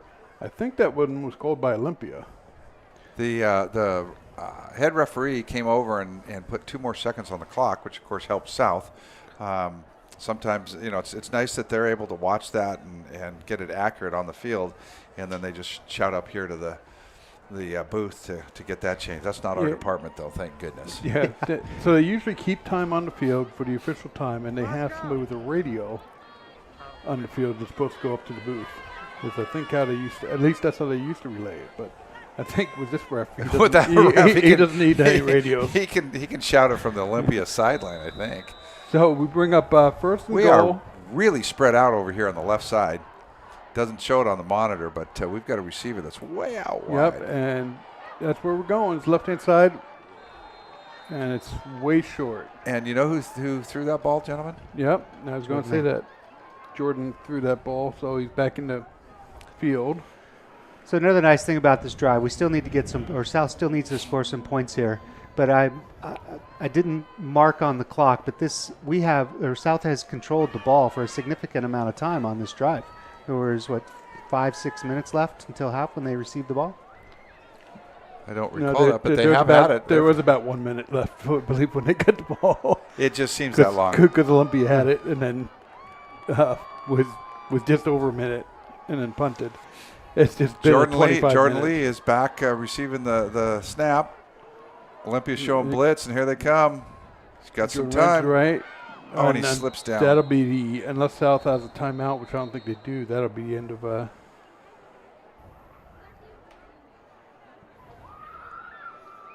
half. They call halftime or did they get a timeout? I think ball up in the air signifies halftime. Halftime. They're talking about something here, though. Yep. Well, they keep talking, so let's kind of stay in let's there. let's hope that maybe South can get one more play, one more shot at the end zone. They're in a huddle, so looks like tripping. There was a flag we missed, and that should have been. My guess would be that's against Olympia, so we get one more play. Yeah, you can't end the half on a defensive penalty, even with no time on the clock. Although they've just put 2 seconds on the clock. It was down to zeros. Twice. No. Twice, yeah. So I'm not sure what that's about, but that also moved the ball closer. So there was clearly a flag on the play, so looks like it was a tripping penalty. Yep. So one down. 2 seconds on the clock. Should move the ball down to about the 5-yard line, halfway to the goal. Boy, it'd be really nice for South to get in right here. Again, I don't mind the flag, but we still haven't even had the official call yet.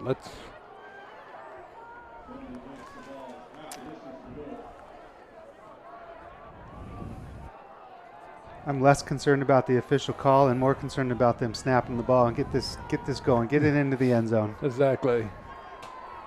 Holding call. Okay. It's where he showed tripping last time. So he was holding him as he tripped him. So either way, the ball's on the 5. South looking to go in for the touchdown to close up this gap a little bit.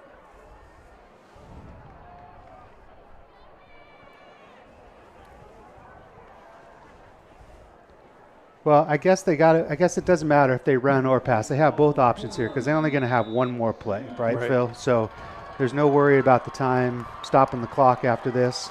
Nope, and he's going to run and throw it, and it's incomplete. So that will be halftime, I believe. Hang on. There's a flag. Nope, it's a ball. Okay. Again. So that's going to be halftime. Kind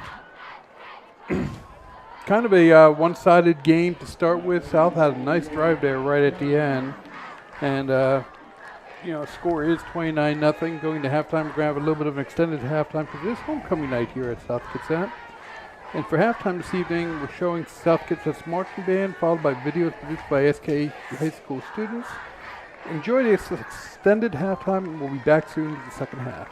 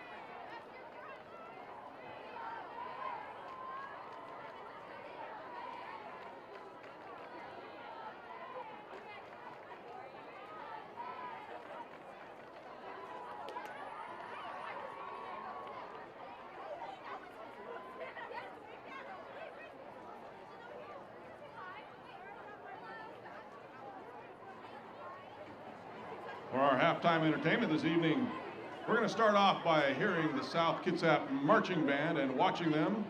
Then we get to have the pleasure of seeing our dance team, and then we will introduce to you the homecoming court.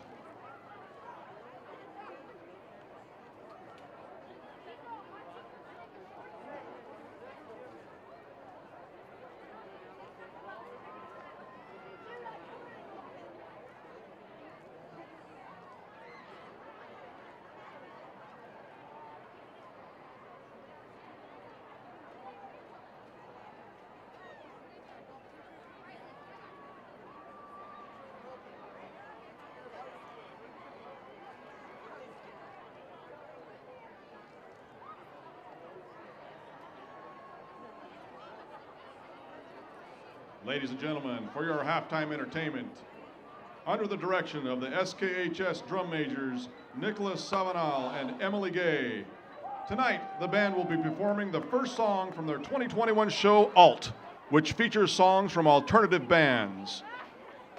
They will play Uprising by Muse, arranged by Tom Wallace. They'd like to give a huge shout-out thank you to Subway, That One Place for providing food for the band between our rehearsal and game, and Les Schwab Tires for providing popcorn for the concession stand. Also a big thank you to the senior band members, section leaders, parents, and the South Kitsap School District for their dedication and hard work in supporting the band.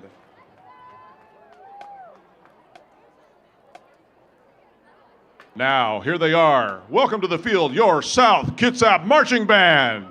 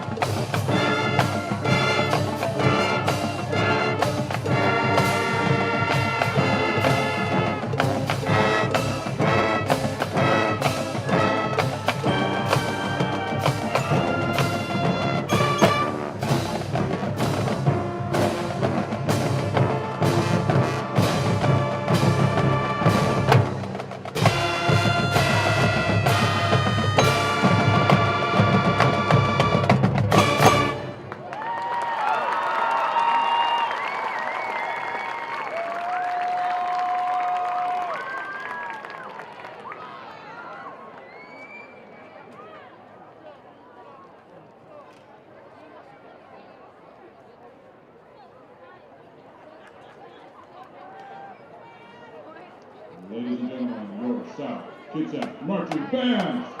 Give it up.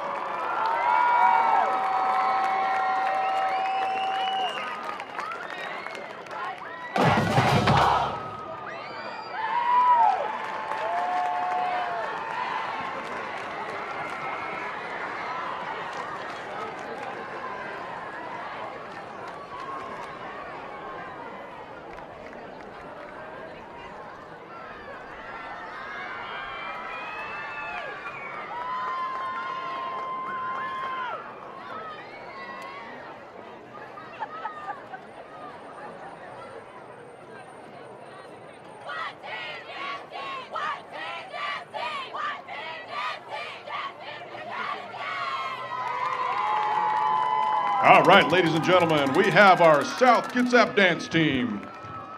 Your captains, Madison Levine and Angel Manginga. Your co-captains, Giselle Javier and Stacia Masters. Coached by Linnell Vandenbos.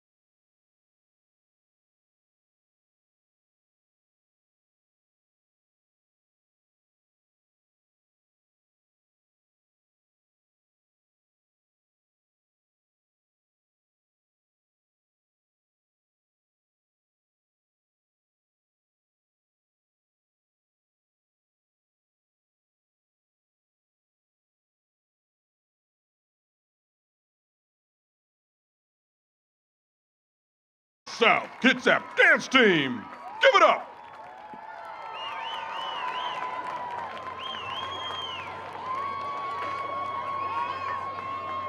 Thank you to our dance team. I'm going to take a quick second before we introduce our homecoming court to introduce our cheer seniors. We have Grace Lamoureux. We have Courtney Wright, Hannah Conover, Evelyn Scheffler, and Molly Flegel, and their coach, Heather Hayes. Thank you, cheer, for all you do to get the spirit up here. Okay, let us introduce your homecoming court. We will start with the freshmen. Your freshman prince is Jackson Reynolds. Your princess, Jessica Blackwell, accompanied by Mom Louisa.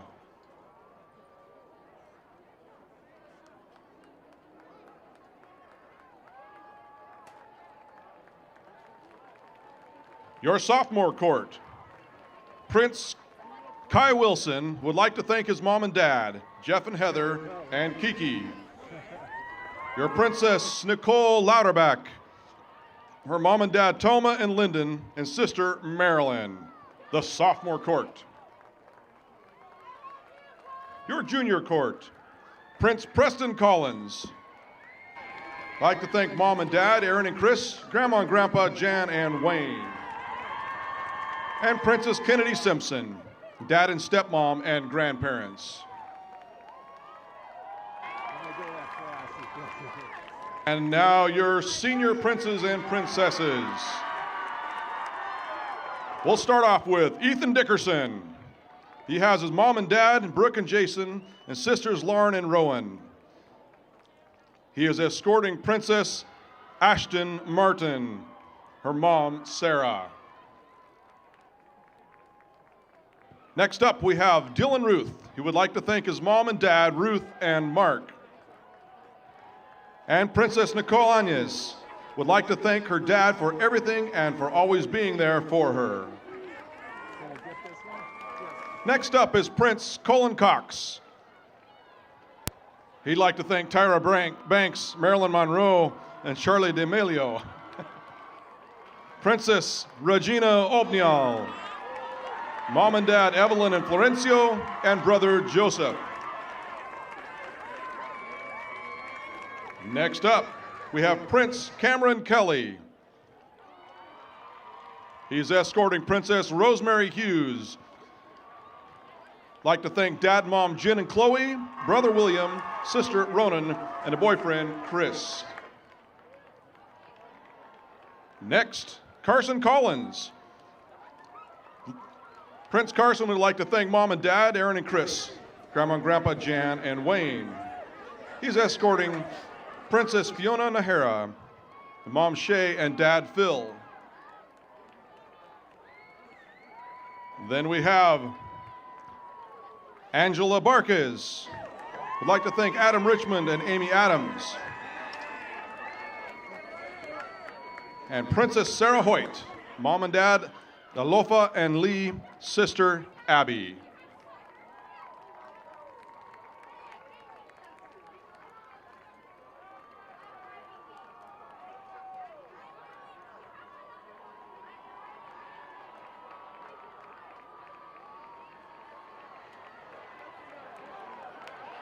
All right.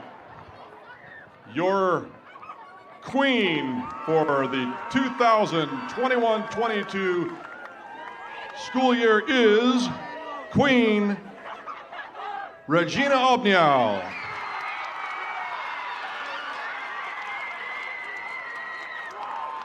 And her king, Prince Carson Collins.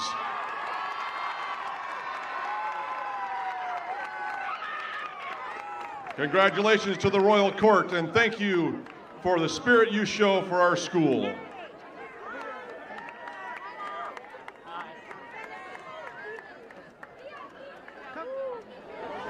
Come to the camera. Say something. Say something. Thank you guys so much for voting. All right, ladies and gentlemen, those are our halftime festivities. Don't forget to visit the concession stand to support the band and go get your donuts to support the dance team. Thank you so much for supporting these teams and these clubs.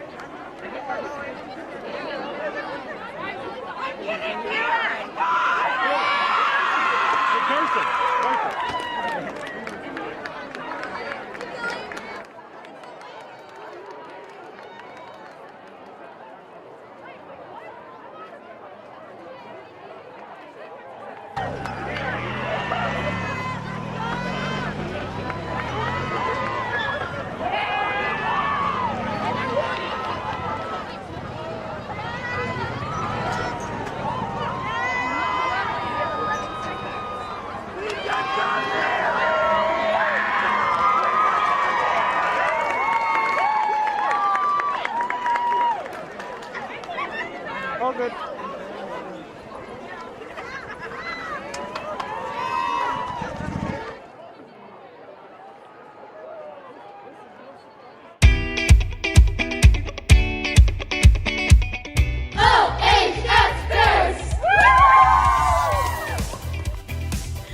Good luck on your game tonight, Jordan. We're really looking forward to watching you play.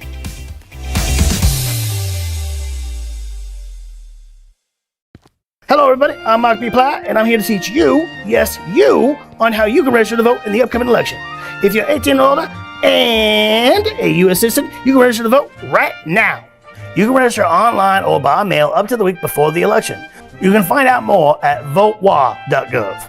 You can also register to vote in person at the county's auditor's office or at a voting center up to election day. And here's something cool, if you're 16 or older, you can register to vote for upcoming elections right now as well. Now, once you register to vote, what's next? Well, the voting. Once you receive your ballot, follow the instructions and mail it back as soon as possible. If it's a week or less before Election Day, drop off your ballot at one of the many ballot drop boxes around the county. You can also vote in person. Make sure to have some form of ID on hand if you do so. Wear a mask, wash your hands, go vote. And that's it.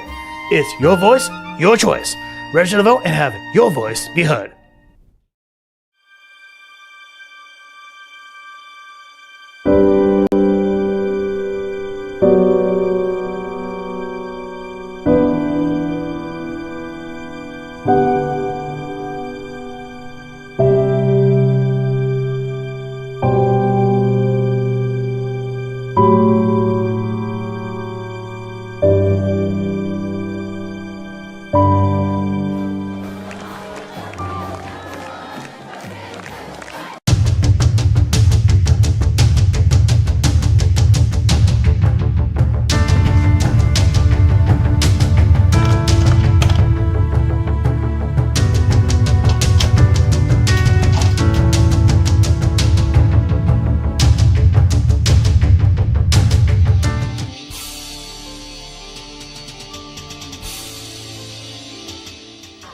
Curry hands up, the second man through. He's gonna hold right away. He's gonna score a touchdown.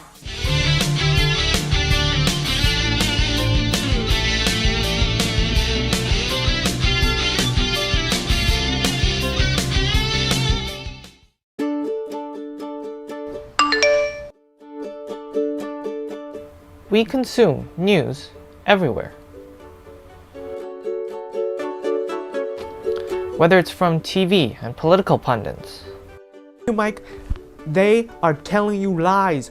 Roscoe has never had fur, alright? If you look on the internet, alright? Social media like Instagram and Twitter.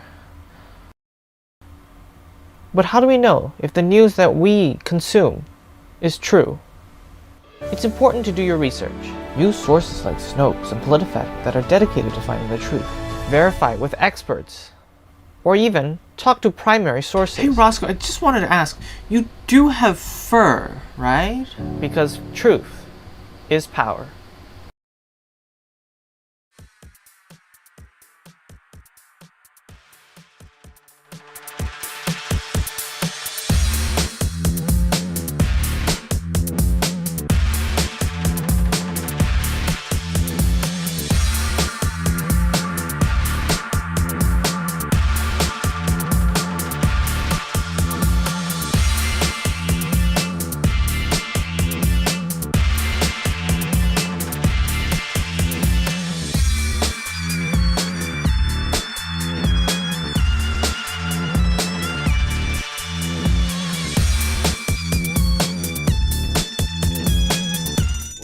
Are you crazy? There's a fire!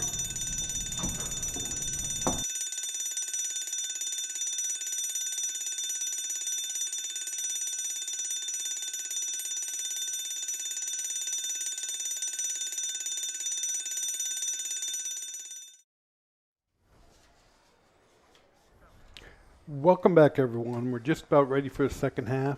I'm Phil Nenninger, and I'm here with Troy Larson and Brian Pickard. Unfortunately, Rowan Pickard had to go to bed, being an infant. That's what happens. So we're getting ready to start the second half. South will receive the ball. Second half going from left to right on your field, and Olympia's getting ready to kick off. So jumping right into the third quarter here. So Phil, a couple thoughts on going into the third quarter. It's, on South side, I think they got to, improve on some of their mental errors. They stopped themselves a couple times on some penalties, and of course, it'd be nice if they were able to control the clock a little bit as we go into the second half here. Yeah, and that I agree with you completely. If we can get another drive going, would be fantastic to start the second half. So Olympia kicks the ball into the end zone. South will start at their own 20. First and 10. And again, if both teams, I think, cut down the on the penalties, to speak of that was a flag. It was a warning for sideline encroachment on Olympia. So that's their first one. Your first one is a warning. Your second one usually winds up being a penalty. That's impressive. So a penalty without 1 second has gone off of the clock in the third quarter here. So South comes out, and their familiar three receivers on the right one on the left. Their best success has been running up the middle. We'll see what happens. And here they do start up the middle for about a 7-8 yard gain. Great job by the running back to keep his feet moving. So, Phil, we were watching that down at the other side from where we are up in the booth on the other side of the field, and watching that play develop, there was a sizable hole up there. So, great job with the kids up front from our angle. Excellent blocking scheme up front. Yeah, they do a fantastic job right at that quick run up the middle there. Like I said, we haven't had any luck. They actually gained 9 yards on that play. It was up 2nd and 1. And no luck going outside, but right up the middle we have. So I don't like to see South come out and throw this one and see if they can get some play. Something going on. Here we go, right up the middle again. No, but they will get in the first down. And that's Jordan. So Jordan, back in, some ice on his hands. We're not really. I shouldn't say that. We don't know what was plaguing him in the first half. But it seemed to have something to do with his arms or his hands, and coming out fighting in the third quarter, which does not surprise me from my view up here. No, and that's the South Kitsap first down on their first drive in the third quarter. So good way to start. And again, same formation for South. Shotgun, 3 receivers on the right, 1 on the left. The 3 are in kind of a bunch formation. And they are going to go back and pass this time to going deep. Overthrown and intercepted. So that's an interception by number 2 for Olympia. There is a flag on the play, though, in the backfield. And it is against South Kitsap, so that play will stay up. Holding penalty? Not sure what he signaled there. Let's see if we can get it. It didn't look like a holding penalty. It looked like more like a crackback block, maybe something of that nature. But either way, it's against South, so the ball will be turned over, and Olympia will start with the ball. Looks like right about midfield.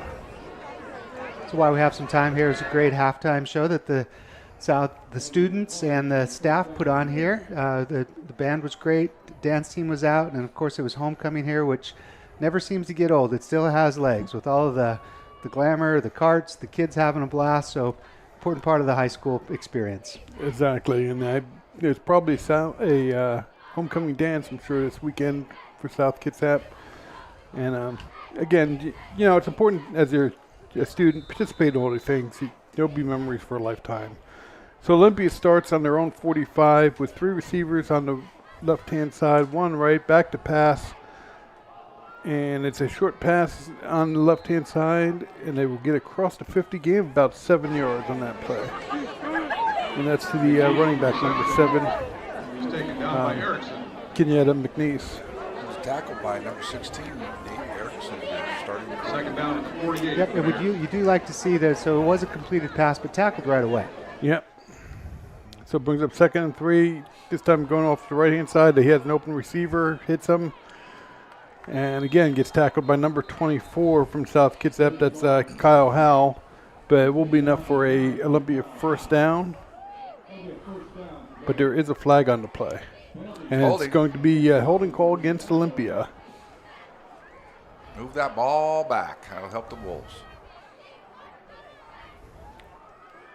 So that'll be a 10-yard penalty from the 47, and that'll bring the ball back inside Olympia territory. So I've been watching kind of the interior line there, and we've got big number 53, Damian Wheatley for the Wolves. He anchors our inside line of 6'2" and 300 plus. He's a big fella, and he plugs those holes, and it's tough to move him. So they got a rock in there. Got to do that shout out for Damian. Nice play. Yep. So that's going to bring up 2nd and 17. And Olympia is getting to play from the sideline. And Mason Jorgensen's lined up again in the slot. I expect Gabe Downing to look for his favorite man, run some really clean routes, and there he goes. Deep ball behind the defenders, and it's complete down to around the 15, 14-yard line of South Kitsap. Another deep ball, 50 yards. Two defenders on him and one coming up, and he still caught the ball. So, and here's the replay on that. As you can see, just a nice play. I mean, that's, again, number 5, Mason Jurgens on that catch. Nicholas Shockey for the Wolves kind of trying to talk the refs into saying that he pushed off. So, touchdown for Mason. So I didn't. 3 for him. I think that's 3. It's probably his shortest pass play that he's caught today, though. So I didn't have time to get it in, so maybe I'll get it on their next possession. But I did have some keys for South's defense, and in my notes here was stop the deep ball was number 1. So we'll try that again and create some 3 and outs. Create some anxiety for Olympia's offense. But that was too easy. I think we would all agree. So we had dead ball foul. And unfortunately, we can't hear the official. He did point at South Kitsap, so I'm not sure if. Okay, so I think what we have is dead ball foul against South Kitsap, and they're going to force down the kickoff. Is I think what the call is. So not what the Wolves need. No, because that'll bring the ball 15 yards closer, and they put it in the end zone. So Olympia trying for the extra point here. Good snap, and the ball is up. And he missed it to the right, I believe. So that'll bring it, was 9:42 left in the third quarter, 35-0 in favor of the Olympia Bears. So Phil, while we're getting that lined up here, and don't have all their names, but it is just phenomenal what the SK Productions does here on campus for these type of events. I mean, there's 4 students and 1 tech that put this on, and a ringleader somewhere in the deep depths back conference room somewhere. But it truly is great. It gets better. We've done this for a couple years up here, and they continue to improve it. They have new screens. The replays are great. The camera work by the students is phenomenal. I hear from people in the community that talk to me during the week and say, hey, how does the high school pull that off? Is it a professional production? Well, it is, but it's run by a bunch of students and a couple of staff members up here. So it's just super fantastic. Yeah, and it's not just taking a camera and pointing it out there. They've got, I think, 3-4 cameras going, and listening to the director down there, saying which camera and zooming in and take this shot and do that. It's just absolutely fantastic. Little stats. They had 16 live streams in September of athletic events. That's 27 hours of broadcast from South Kitsap High School. Over 3,000 views, which is a high number. And like Troy said, there's usually at most four students. It kind of depends. When they go away from Kitsap Bank Stadium, they don't have access. They can't set up as many cameras, but a lot of stuff going on in today's when people aren't going out, so it helps them out. His kickoff by Olympia. He's going to be caught in the 20. Run back there on the left-hand side, bring it up. He's going to gain about 11 yards. So apparently that dead ball foul was against Olympia, even though they signaled against South. South, yeah. So, and got on kickoff because they wound up kicking off from the 25-yard line. So that is in South's favor because, again, they'll get some decent field position. And the Wolves have been able to move the ball a little bit here in the second half. We need to complete a drive and get some points. So, and I just want to second you guys. Gosh, I think this is, I can't remember how many years I've been doing this now. We're up to 6, 7, 8 years, something like that. But these students put together a professional video production, and it's fantastic to be a part of it. So South starts again, 3 to the right. Quarterback goes back to throw the ball, steps up to run. I believe that's Jordan Lee again at the quarterback position that time. I can hear Jordan's coach on the sidelines. Jordan, young man, tuck that ball away. Don't keep that ball out when you're running around, especially in a crowd. And again, playing that quarterback position, he was actually looking to throw at that time, and I think when he started to run, he just didn't get tucked as far as the coach would like. So don't blame the coach for reminding him. Showing blitz, they pick it up nicely. It's going to be South. South started too early. I think we might have had a late snap on that. Hey, while they're marching this off, I'm going to give the last 4 athletic events that I haven't gotten to yet for next week. These are all Tuesday, October 5th, 5:45 game for South Kitsap C Squad and JV volleyball at Bellarmine. And then at 6:45, the girls swim team is at Curtis. That's again 6:45. The girls varsity soccer is playing Curtis here at Kitsap Bank Stadium. And last but not least is the 7:15, the varsity volleyball at Bellarmine. All right, so that brings up 2nd and 11. Nice completed pass. We're going to gain about 6-7 yards on that play. And that's a completion to number 5, Octavian Clark.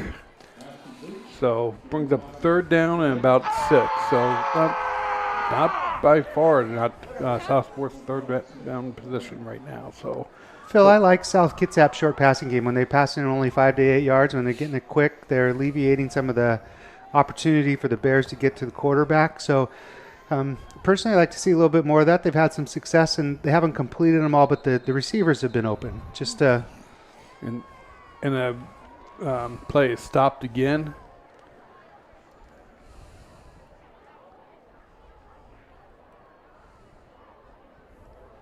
Another penalty on the flag, or did they pick it up? Oh, there they go. Start the clock. Not sure what they did there. They stopped the clock and stopped the play and reset. So still 3rd and about 6 yards for South. Got trips to the short side. And blitz coming again. Rolls out to the open side. And there is a flag on the play. It's going to be short of the 1st down, up to the South Kitsap 40, but I believe we're going to get defensive holding. Yeah, that's kind of where the flag is. It's in the backfield back there. It came from the far side. Now, if I'll say this, so receiver unfortunately turned the wrong way. If he turns the other way, he takes a step forward, he's got the 1st down. He turns towards the outside, and that's just, you don't know which way to turn once he catches the ball, and runs into some Bears. Still, though, to the previous point, they're waving off the flag. Previous point where, I like that passing game that South has. They've had some success, and I'll count that as another successful play. And I agree they, had an opportunity to get a 1st down, but it was a completed pass for some positive yardage. Shore that up, and I think it's a good option for them to counter some of those quick hits up the middle, Phil. Yep, brings up 4th and 1. And again, Jordan Lee is playing quarterback position at this point. Empty backfield, 3 receivers to the right, 2 to the left now. And that's what I kind of thought was going to happen is Jordan's taking it right up the middle, and he's going to get the 1st down and some more. That was just pure toughness. That kid, wow. So he picks up about 11 yards on that play. South gets a 1st down in Olympia territory at their 49-yard line. Great run. Jordan Lee just went to the sidelines with his hands up to his head like, I don't know what you want me to do. I got the 1st down. So, well, that's good, Coach. Tough run, young man. So it brings up 1st and 10 for South Kitsap. And again, we're going to start with the spread formation, 3 to the right, 2 to the left. Jordan goes back to pass. He's getting chased from behind. Oof. He took a shot. And he gave a shot. So he gets back to the line of scrimmage. Good to see him getting He pops right up. He's going to be sore tomorrow. I'm going to be sore tomorrow watching that kid. Yeah. So nice job, but he certainly was not going to let up. He took the tackler head on, and he was being dragged by a tackler at that time too. So, well, we're on the positive side of the 50, Phil. So that's good. Keep it going. Maybe another quick pass. Jordan seems to be, picking his spots when and where he wants to run the ball, and he's had some success. But he's got some time right now. He's got receiver deep. Oh, nice ball. Nice touch. Nice touch on the ball. That was intended for number 12, Ryan Braden, and Ryan got a hand on, but just couldn't bring it in. Well covered too, but nice pass. Had time to throw that time, Phil. So it's good because that was 20 yards downfield, 25 yards downfield. Yeah, that play took some time to develop. So, and we go same formation, 2 receivers on the left, 3 on the right. It's 3rd and 10. I would think this is 4 down territory for South. And Jordan rolls out. We got 3 receivers in the same spot, and one of them comes up with the ball. So that's number 7. Braden Scobald. And that's 25 yards. Here's the replay. That he barely got that off, and I like it. Yeah. I think there might have been some wrong routes there, but hey, it worked. I think the route tree was considered a route bush at that point. There it was all. Hey, you know what? All together. It doesn't have to be pretty, and that wasn't, but it worked. Yep. So South has the ball on the Olympia 23-yard line, 1st and 10. So let's see if they can finish off this drive again. Same formation, blitz coming. Jordan trying to go up, design run, and just gets stuffed at the line of scrimmage. So I think Olympia saw that coming on 1st down and just sent the house basically to stop it.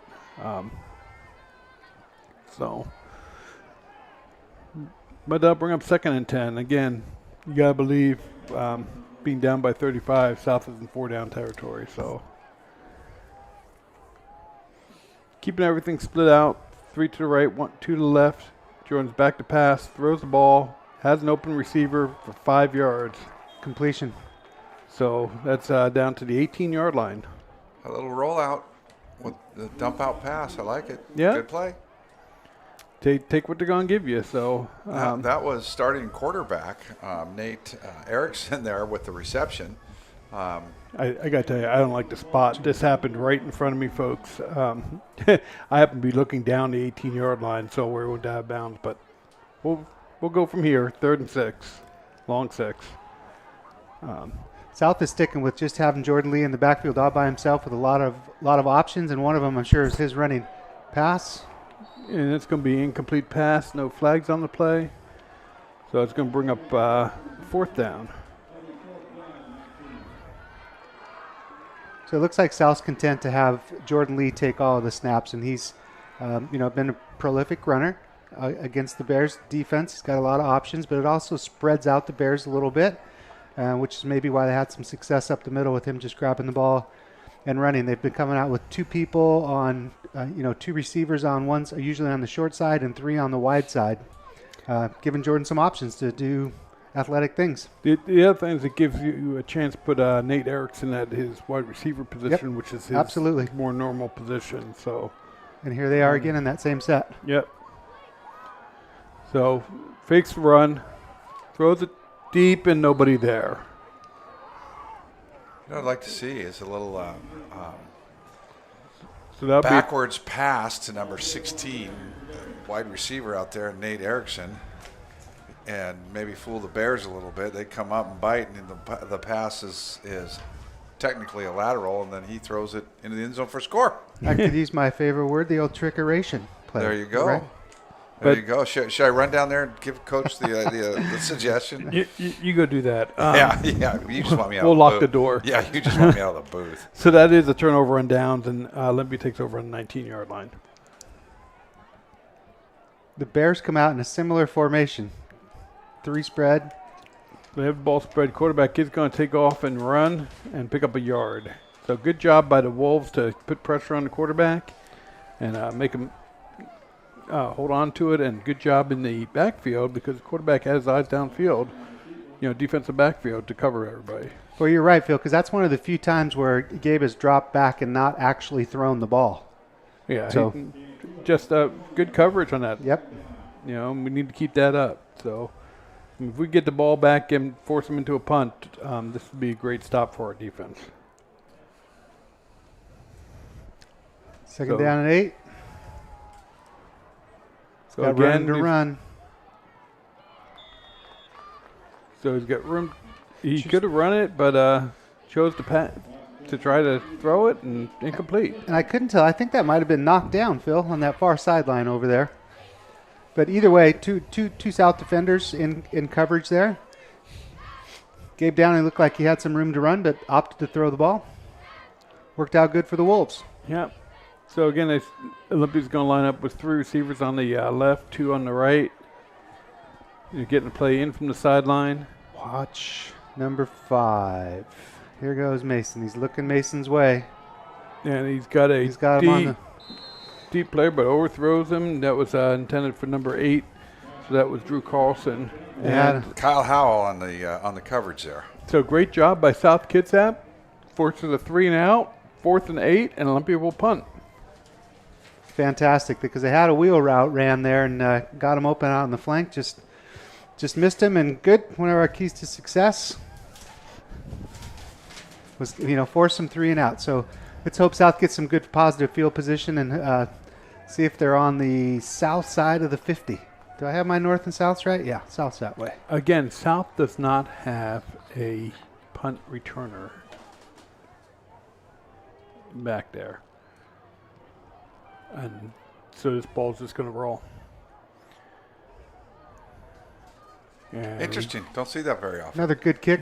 And they didn't, I thought maybe if they go after it stuff, but it really didn't look like they went after it. So no, it goes for another 12 yards. It's like they're playing to standard defense on 4th down on 4th and 8 from the 20. So that's... so the Wolves will start on their own 33, it looks like. Yeah, and we did get a flag on the play, and that was a sideline encroachment warning against the Wolves. So both teams have had that at this point. Basically, folks, you see the white boxes on the field. The players are not supposed to be in the white boxes ever unless they're coming on or off the field.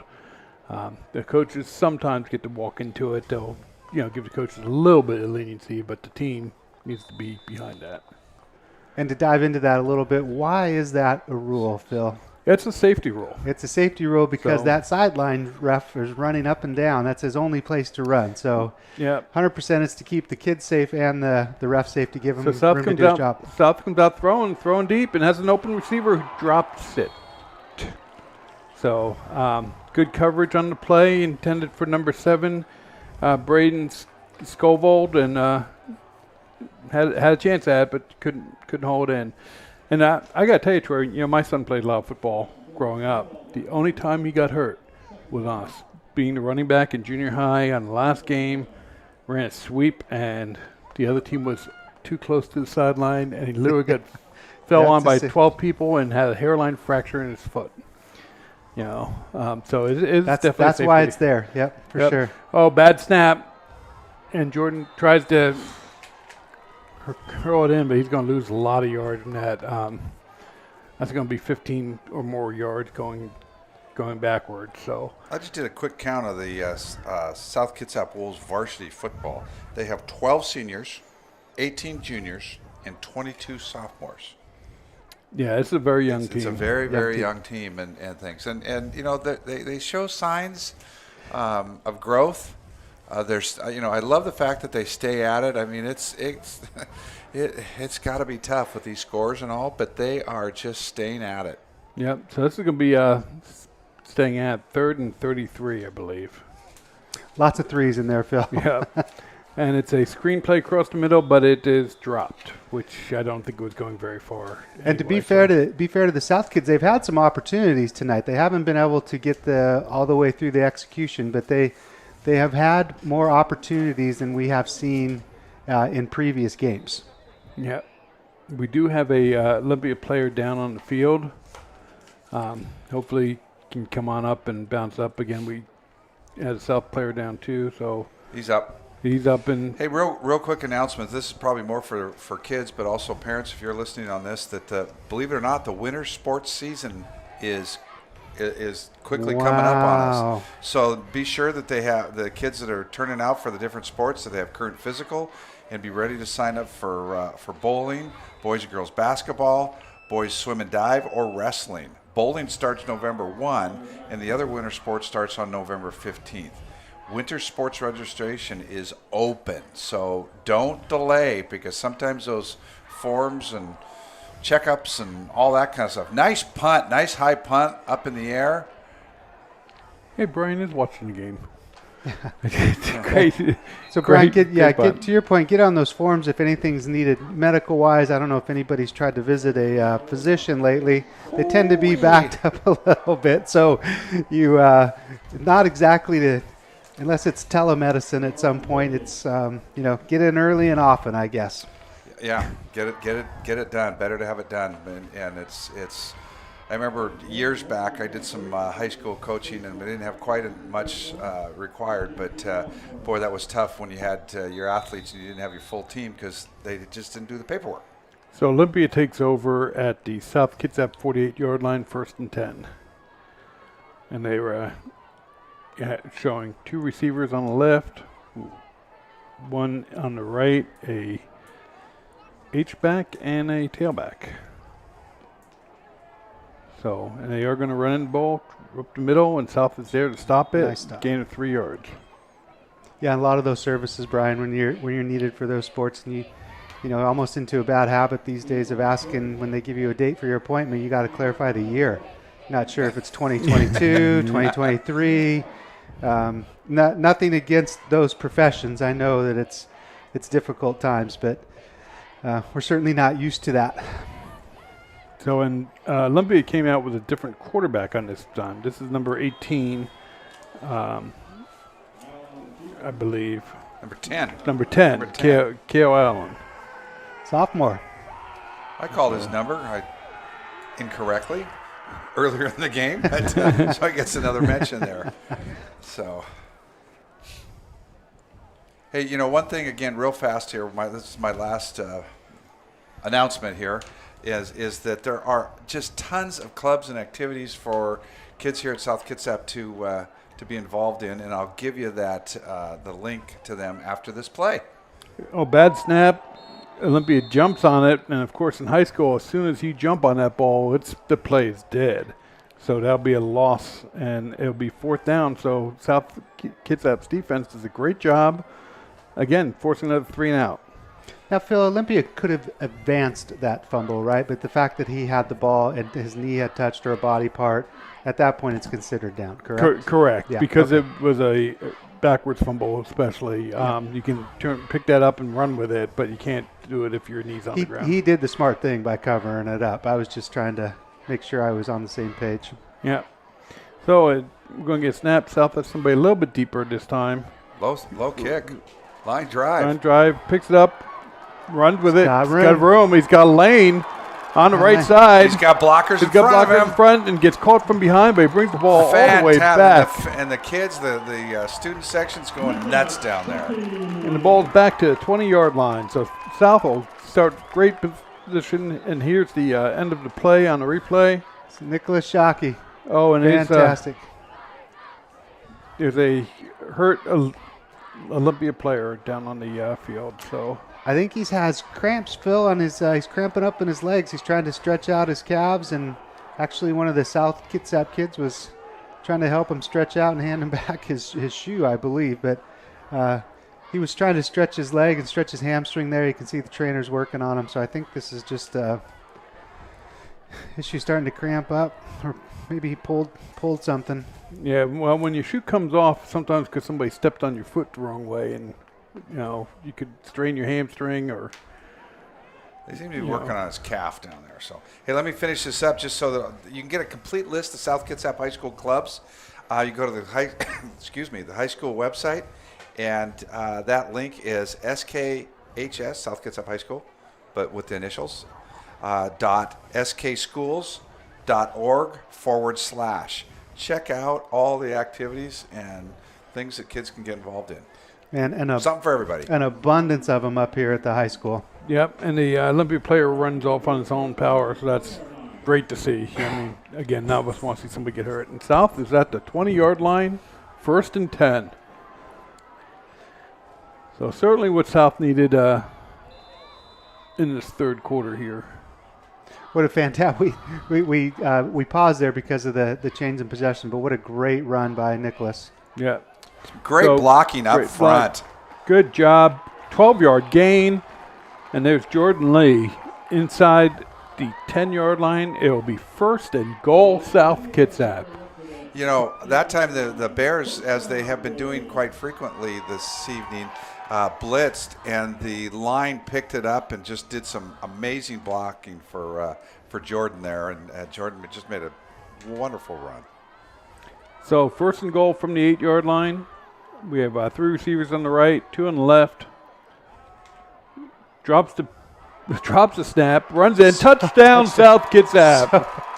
Fantastic. So this fantastic. is fantastic. This is just it's fun to watch the resilience of young men. They had 3 positive plays, and I swear the energy level amongst the bench and the players those 3 plays was fantastic. So it just took the spark of the punt return, and they look like a different team.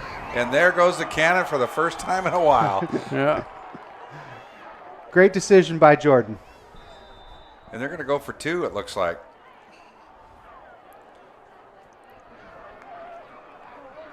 Well, including the punt return, I believe they covered maybe 70 yards in 3 plays on that. Yeah, the majority of that being the punt return.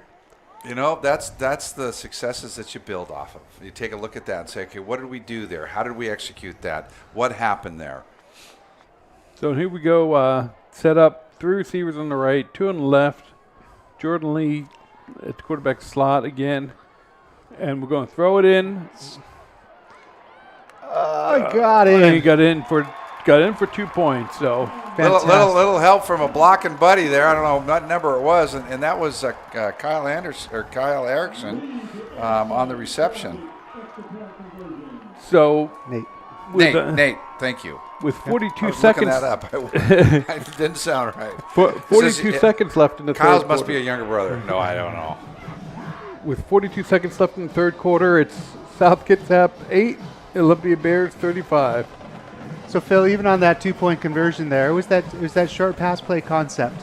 So Jordan was a single person in the back. They spread him out and threw a quick pass out to Nate, right, who is probably his original position. So it's good. I like the short little pass game, that the packages that they put together. I'm not sure if they implemented that at halftime. I've always had it in, but again, they've had some opportunities, not fully executed every single one of the plays, but the kids are open and they're getting their passes off.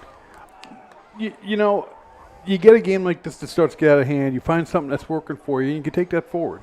I mean, that's exactly what you should do as a team, as a coach. Find something that you can use to take forward. Certainly, you know, Jordan Lee looks good, and the team's lined up in the wrong sides here. But yeah, you know, and you just advance on that, and it's fantastic to see them. They were able to move the ball down the field, and the other thing is their defense has been holding them to 3 and out now.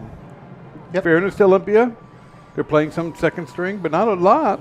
You know, still got a lot of first string on offense. So, scrib kick, going for onside and South. Oh! It's going to be interesting to see who has the ball. Did we just turn into a rugby game? Wow. Is that a scrum down there? Man, I loved it. Yeah. It's. I believe Olympia wound up on top of it. I think they did too, but not from lack of effort. Nicely done. I liked it executed. I also love yet another opportunity that they have created. They'll get closer, and some of these will start going their ways. But that was a great opportunity. You know, just a little unlucky the way that ball bounces. Yeah, and I mean, there was just a whole pack of Wolves diving for that ball. It just it took that one little hop a little bit too much to Olympia, but almost had that one. I love onside kicks at this level. So again, it's a handoff to Olympia up the middle. Oh, a lot of yards, some blocking by the receiver. And that's number 7, Kenyatta McNeese, and he's going to gain about 18, 20 yards on that play. It's a little bit of a lost art, but it's sure nice to see when you've got your receivers downfield blocking for you as a running back. Just, you know, it makes a difference of maybe a 5 to 6 yard play and turns it into a 15, 16, 20 yard play. Yeah, and blocking and not holding. I mean, a lot of times receivers get caught holding on those plays, and you know, good job by those receivers not to do that. So pass play this time, open receiver, So I think once his knee touched the ground there, he's down. But he was a completion. So that'll pick up about, looks like about 7 yards on that play. Brings up 2nd and 3. And Olympia has the ball on the 34-yard line of South Kitsap. They also, back to your guys' point, it's true about, Phil, you said not holding but blocking downfield. Most of the time in those situations, those wide receivers that are downfield, they literally usually just have to get in the way. Yeah. They don't have to necessarily block or hold. When you're downfield with a lot of open field and, an athletic receiver running around, you just need to try to get in the way. So that's the end of the third quarter, and the Wolves pick up a score on that one, and it's now 35-8 in favor of the Olympia Bears. But certainly a better third quarter for the Wolves.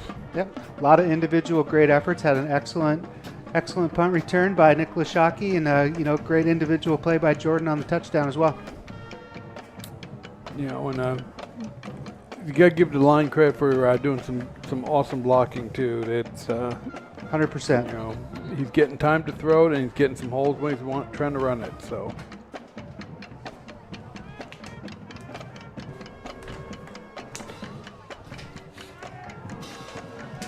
Kind of sitting back, listening to the band down there. They sound, as always, just fantastic. Adds so much to the games and sporting events when you got your band here playing and things. It's a great Friday night. I mean, it's a lot of fun to be out here. So Olympia takes over, start the fourth quarter, 2nd and 3 from the 29-yard line. And again, quarterback's number 10, Cale Allen. And you got 2 receivers on the left, 1 on the right. Looks like a run play. No, it pulls it back out, throws it. How did he catch that? Wow, that was thrown into got a flag. Here comes another penalty. So, Brian, speaking of the band, I always like to reflect when we're looking at beautiful Kitsap Bank Stadium down here, and I remember when the field was initiated the first time and the dedication to it all. And a lot of people might think that this field, this beautiful stadium we have here, is just so the kids can play football on it, which is about a huge misnomer. This was about PE for the kids during school. It was about the soccer games so they could have state games here and not on the grass that the state deemed unplayable. And more importantly, for like the band to practice out there on a clean field. And it's such a huge part of South Kitsap High School up here and has tons of participants. So this field serves many, many, many, many, many purposes. Oh, yeah. And football was just a very small portion of it. There's football and soccer and lacrosse, and there's all the different and it's basically from the end of the student school day, every single night, weekends, this field can be used, which we all remember when it was just a mud pit, and you could play a football game on it once a week, and that was about it. If you were lucky to do that. Yeah. So I remember my son as a sophomore standing on the sideline, literally with the mud puddle, his feet, the water was up over his ankles. Yeah. So that was a 5-yard penalty against Olympia. And they're going to pitch, the ball hits the ground, and he's down. Smart to fall on it. Yep. So that'll be about a 10-yard loss. Ball should be back at the 44-yard line and brings up 3rd down and about 20. Maybe 19, 18 yards. 18 yards.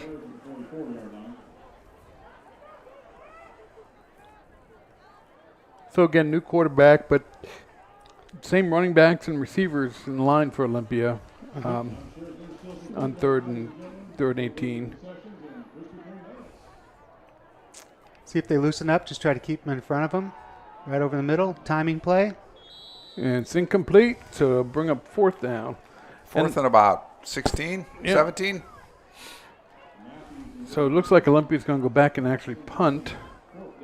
So what you guys were saying, the other thing about this field is it's community use. Yeah, 100%. And it's not just the field, folks. We got new lights up in here, LED lighting. I remember when we getting this all set up, playing a game kind of half in the dark field one night because they were still trying to figure out the lights. And correct me wrong, gentlemen, different track surface as well, too, wasn't it? Yes, this is the Maycomer family went ahead and had the track surface redone, which was a great thing. So the whole stadium was redone a few years ago, which was great. Gives us great playing surfaces and running surfaces. So that's about a 18-yard punt. Gets it down to about the first down marker, and South will take over from there at their own 26-yard line. So, South has found a little something here. Maybe they can keep the ball in Jordan's hands. Same recipe here, Phil. Single back with Jordan, taking the snap. Three receivers out to the right, 2 out to the left, and I'm sure he's got a couple options here. A quick throw out to the left. And ball is caught by number 16, Nate Erickson, and he's dragged out of bounds after about a 3-yard gain. There's a replay on that. Gets that ball out quick. And kudos to the defense there by the Olympia Bears. They cover those receivers pretty quick. Yeah, but, again, positive play on first down. Absolutely. And we'll look at the scoreboard says 2nd and 6. That's a long 6. I'd say it's more like 7, but and there's a run play. They just corrected it too. So, and I think it's going to be 3rd and now it's going to be 3rd and 6. Yeah, 3rd and 6. They're just ahead of themselves. Right. So I think Olympia is on to that. And until we can establish that we can throw the ball a little bit more, I think we're going to try to clog up that middle on Jordan. So let's see. There's 3. See if we've over. Nope, the Bears got him covered out there to the right, but I expect to see Jordan maybe roll out to the right here and show for a quick pass right to the first down markers. Going the other direction. And he's going to run. He's going to keep it. He's going to have the sideline. He's gaining quite a bit of yards. He's up towards the 50-yard line. So that's a gain of about 24, 25 yards. So excellent job. And that's it, is that when they're playing the man-to-man defense, they're trying to cover everybody. If your line blocks for you, when you can run as a quarterback, it's just like at any level, there's a lot of open field out there. No knock at all on any other quarterback play of the Wolves and things, but Jordan, as we've talked a lot the last couple of weeks about the energy he brings and the tough nose, there's some energy out there with him, and he's a threat to run. He's got some speed. And again, South is driving again the ball. There's another opportunity where could have been stopped for a sack, and Jordan instead is turning into a 4-yard pickup. Excellent individual effort there by Jordan. So doing a great job getting the ball up the middle. And the only way they got him there was that one just had him by the collar of his jersey, and that's the only thing that slowed him down. And some other Bears came along and took him the rest of the way down, but barely got him. Barely, get it? Barely. You've been saving that one all night, haven't you? That just came to me. So 3 receivers on the right and 2 on the left again for South. Same formation. And Jordan's back to pass. He's got an open receiver down. Nice deep. move. Makes a move. Running to the corner. Did he get it? I think he's going to be out about Did he the get 1. It? Just. He's going to be short of the touchdown, but what a great play. Pick up a 40-yard. I think they gave it to him? I think they gave it to him. Hey, watch this. Oh, look at this move. Whoop! There we go. Good replay. They did give it to him. And awesome. We'd be remorseful without saying, Jordan could have had a sandwich back there too. So great job by the offensive line. Under zero conflict in the pocket. Did what he was supposed to do and threw a great pass. Yep, no pressure at all. Who was that? Was that number 7 that caught the ball? Yeah, that was number 7. Braden Scovald. So he's been active. He's been doing some great things tonight. Nice job, Braden. South going for 2 again. And Jordan's going rolling out. And he fakes it and walks in. Fakes, pumps and fakes it and walks on in. There's a little bit of strut going in there. I like that. Good for you, Jordan. Nice leading your team down there. Excellent series. So 8:33 left in the fourth quarter, and it's 35-16 in favor of the Bears, but the Wolves have come to play. There's no quit, and that says to me volumes with these kids, because it's been a long haul for these guys. It's tough to come out here and get whomped on and things, but they're not quitting. They keep at it. great offensive series, too, that was not either pass dominant or run dominant. It seems like they had a nice mix on there, albeit it was mostly Jordan, but still nice mix of run and pass on that. Excuse me, on that drive. So South will kick off. And I'm sure Olympia is sitting here probably looking at a hands team at this point, because I would be. The reason why I always enjoyed at this age level going for a onside kick, A, you have a chance to get the ball back, play offense. B, you're not giving the ball to their best player, who, and if they're bringing it back out the 40-yard line anyway, you might as well try to get the ball back, and if you give up, an extra 5-6 yards, you give up an extra 5-6 yards. So. Well, yeah, and let's be honest, it's not it's not easy grabbing that ball when it's bouncing around on the it's not a round ground. It's not a round ball. There it is. Oh. So this time Olympia does get on pretty quickly. It's their hands team. Because that's somebody who I hadn't seen out there last time. That's number 9, Connor Johnson. He's a wide receiver, defensive back. So I'd love to see a team try to do an onside kick where, if you got a strong leg kicker, where you just blast it at the front guys there. I remember hit him. But you just got that's going to be the challenge. But if it works, if nothing else, then it's a squib kick, right? Mm-hmm. Down the field a little bit, you miss them. But if you just try to blast it at somebody. South Kitsap did that a few years ago. They had a kicker named Aaron Ladeau who wound up kicking in college. And I remember it bouncing off somebody and coming right back to him. So, and Olympia goes deep, and this is going to be a touchdown, a one-play drive. Pass complete from number 10, K.O. Allen. Nice play.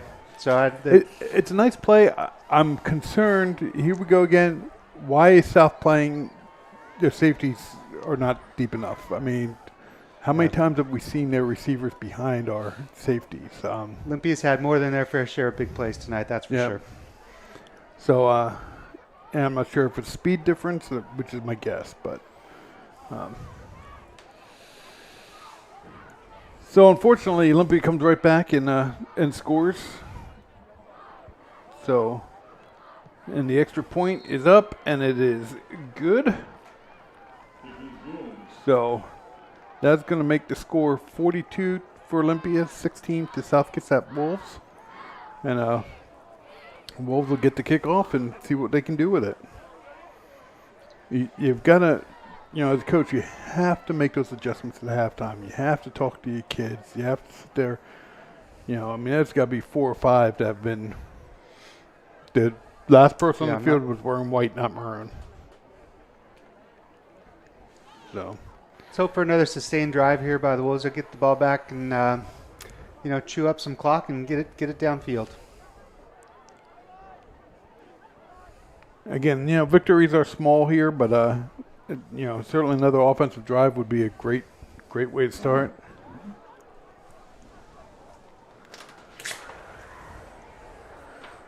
South offense has started to kick it up in the second half, and it'd be great to see them do it again.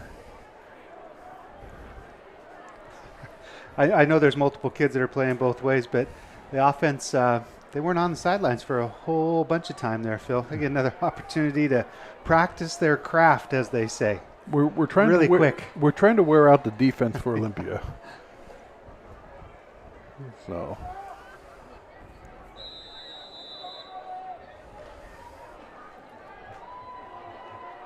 There's been a lot of scoring in the game, but the kids have been out there for a long time too. And there's still 8 minutes to go on the left, and we kicked off at 7 o'clock tonight, and it's 9:30. So this has been a long evening for them too.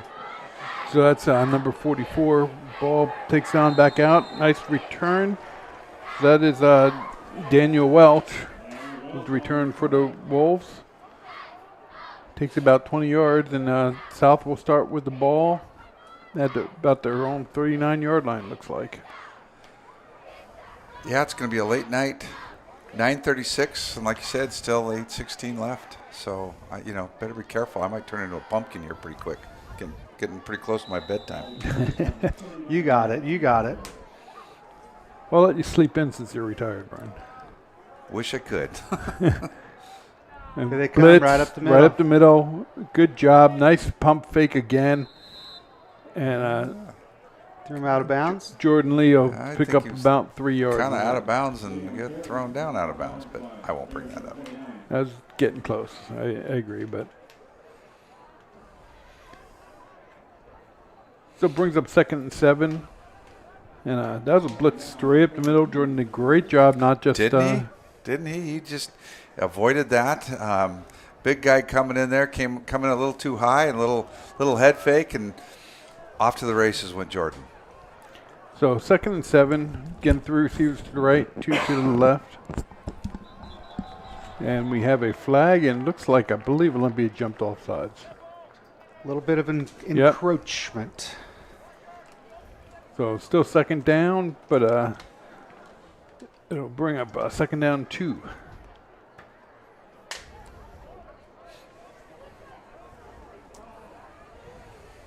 What's the call here, guys?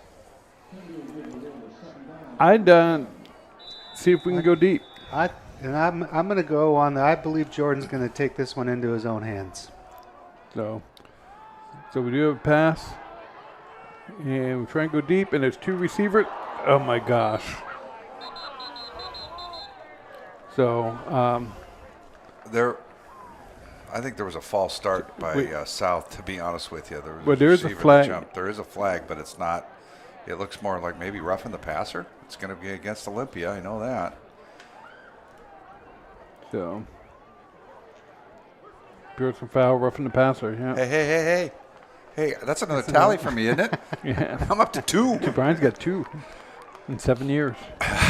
So I was watching. Hey, no. One more, and it's an all-time record for this guy. So I personally think it's Rowan who's helping you out there. He helped me out a bunch. Good little guy. Start the clock once the ball is spotted, I believe. Apparently not. Didn't know the clock stops on a. It was a incomplete pass, so play before. Or out of bounds. Showing blitz. So we got another flag. This time it's going to be a false start against the South Kitsap Wolves. So they'll bring up 1st and 15 and move the ball from the 38 back to the 43-yard line. Mental errors, kids. Got to stick with it last 7 minutes and get through this playing a clean end of the game.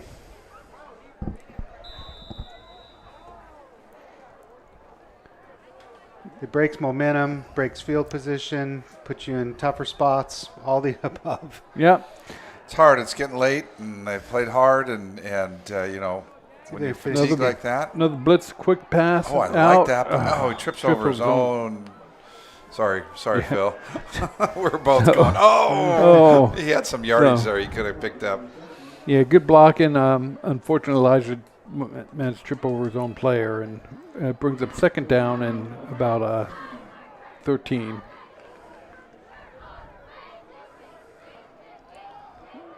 And it's going to be a false start again against South Kitsap, I believe.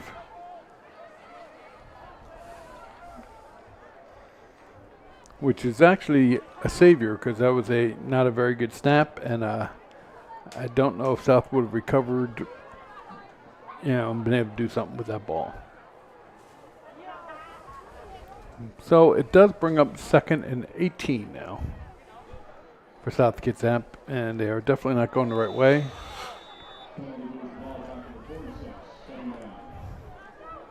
Second and 18. I'm feeling 1st down here, guys.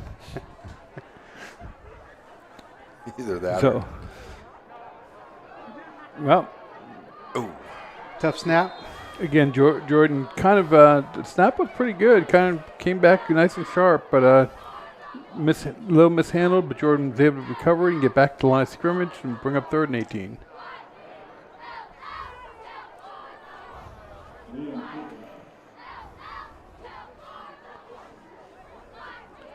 So 3rd and 18 at Jordan's.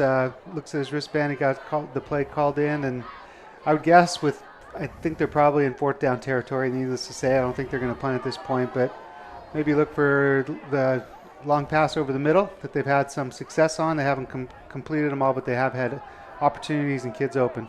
Yep, and there's a nice pass. Yep. And tackle, and that's what they're looking for. They got about half that distance back. Completion to Nate Erickson, number 16. And now you got 4th and about 9 yards to go, so that makes it at least manageable. Yeah, and that play looked super clean, right, Phil? Yeah. Had good protection. It was a good snap, easy read for Jordan, and clearly Nate ran a clean route and was wide open. So good execution. So again, 4th and 9. So at this point, need to get it. And Jordan's going to take off, try to run for it. And he is a yard short. So been playing real well. That's one of those things that you learn a little bit more as you get on there. You need to know exactly where you need to go get I to. think that's hard. You see at other levels. There's a marker on the side, opposite side of where the down markers are, and that would have helped because it was close. Yeah, I think Jordan needed the flags on this side or the stakes. Yeah, exactly. So unfortunately, that's a turnover on downs, and Olympia will take over. Good play, good job. I think if he had known he needed that extra yard, he could have gotten it. But anyway, Olympia's got another quarterback in, I believe, and we have a run play. It's tackle. So along the lines of my conversation about the huddle guy earlier in the game, guys, it's still the game has evolved, but they still measure with chains on the side for the 10 yards for the markers. At some point, I would assume they would be placed with some sort of electronic device, or I know they've talked about the football. I'm not trying to take the jobs away from the chain gang out there, but You're it is kind of comical, isn't it? Some sort of technology or whatever to do that, and it beeps at you when you go past it, or like in that case, maybe it would have helped Jordan if there was a marker on the side that was a or as you orange get closer, it marker beeps faster. Well, just if it's brighter on the field. I'm not sure what it is, but well, we're going. This is what happens when it's 42. Well, to 16 when the whole field is 4 minutes digitized, right? Yes. There you go. We're going to start adding the yellow lines too, and we're going to put those on the field so that they can actually see them. The yellow line, Phil, while watching football on TV, might be the greatest invention ever, though. we all think that. Hey, even though Booth, it's can we not do accurate. that someday? Can we get that line on the field like they do? Yeah, how much? We just heard in our ears. They'll gladly with the donation from us. All right, so Olympia comes out. They have 2 receivers on the left, 2 running backs, which is a new, H-back and a halfback, another run play, and another stop. So stop behind line of scrimmage. Man, Olympia had that one packed in tight, and the Wolves matched them up front. We'd love to give a call out to the new Olympia quarterback. It's number 12, but we don't have a number 12 on the roster, so we're not sure who he is, but he's in there. That's why I didn't call him out. Yeah. So this is going to bring up 3rd and 10 for Olympia. And they're waiting for the play. I don't know, you get your 3rd string quarterback in there. Do you trust him to throw the ball for the first time? Why not? Absolutely. Put him in there. Throw him to the Wolves. So it's a run play. Right at the mesh point. And hand it off. Picks up about 13 yards, so it's going to be an Olympia first down. So maybe it was you guys number 47, Kellen Morgan. He's a actually, and that one's going to be called sophomore. Back, people. Yep, flag on the field. What do we got? So I don't have a lot of experience on the play calling end of this, especially in the recent high school days. Do you think when they're looking over to the sidelines, do you think they're calling a single word? Do you think there's multiple words, like one for the linemen, one for the running backs and receivers? Or do you think they call Omaha, for instance, and that's a play, whatever that play is? I think there's probably multiple, because there's the line blocking, then there's the route package, and then quarterback. So. Or what it's on, maybe. Yeah, I mean, I see the guy. They signal it in. They have multiple. It almost looks like a baseball official or coach over there. Third base coach. Touching the ear, touching the chin, the knee, the elbow. There's multiple Nice defense there. Nice defense blocking that away. That ball was right there, and the defense for the Wolves knocked it down. Yeah, excellent coverage on 3rd and 17. So Olympia will punt, and the Wolves get the ball back with, 3 minutes or so, 3.5 minutes left in the game, and down by a bunch. 26 points or so. So Phil, I should maybe you guys know as far as offensive output, if South was able to go down and score, I believe this would be their highest offensive output of the season. Correct? It would be the most points they scored, I believe. Yes. Yeah.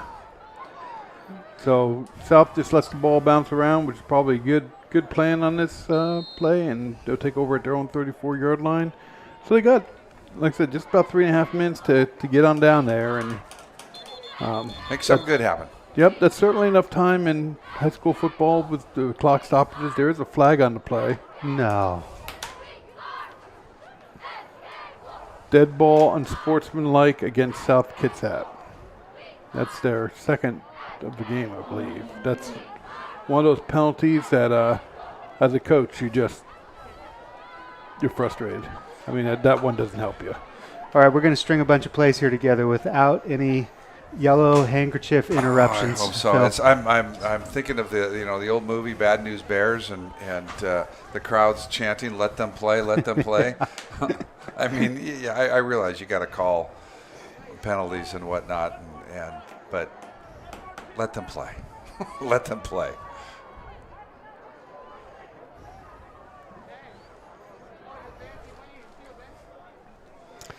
So, spoiler alert.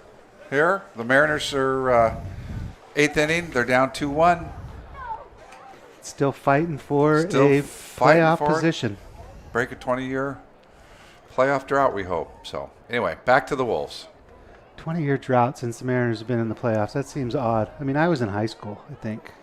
Oh, no. Wait a second. Maybe I was in college. You might have been Maybe in high school. You might have been Maybe in high school. You're 30-some years old. No.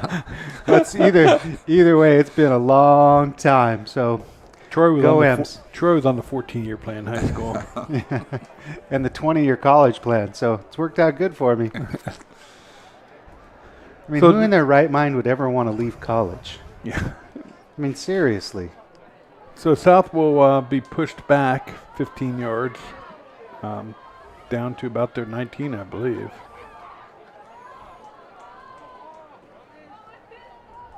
I was informed by one of my children who's still going to school that she had an opportunity to extend her education. I think that's how she put it to me. Does that mean I want to stay longer, Phil? I think so, Dad. Yeah, pretty much. Just open that wallet, ching ching. I told all my kids they had 5 years, and after that, they're on their own. I don't care how many times you change your majors. I don't care how many times things, but after that, you start getting your own loans. Well, this particular one goes to school in the sunny state of Hawaii, so we'll let it pass so we can keep visiting our child over there. Yeah. So she must be. That's not a bad plan there, Dad. So another pass play incomplete. So she must be the marine biologist or the surfer. Yep, marine biologist. Yep. Marine environmental studies. So anyway, so I still like that. I like the fact that maybe moving forward on the rest of the games, or the rest of the Wolves games. Jordan Lee and quick passing out to Nate Erickson. I mean, they definitely have a connection there. I mean, they've completed that pass several times. I don't think it's anything fancy. I think Nate's running a really clean route and, able to catch the ball and get open. So, positive plays for him. Yep. 2nd and 10 on that after incomplete. Ball's on the ground. Jordan picks it up. Is able to throw it. Oh, incomplete. Ball is in and out of the hands of the South Kitsap receiver. I think he had a little too much time to think about that one. There was nobody around him right in the breadbasket. Just a little bit more concentration. Nice play by Jordan to actually have an opportunity for a completion. Fumbled the snap a little bit, but kept himself in the play.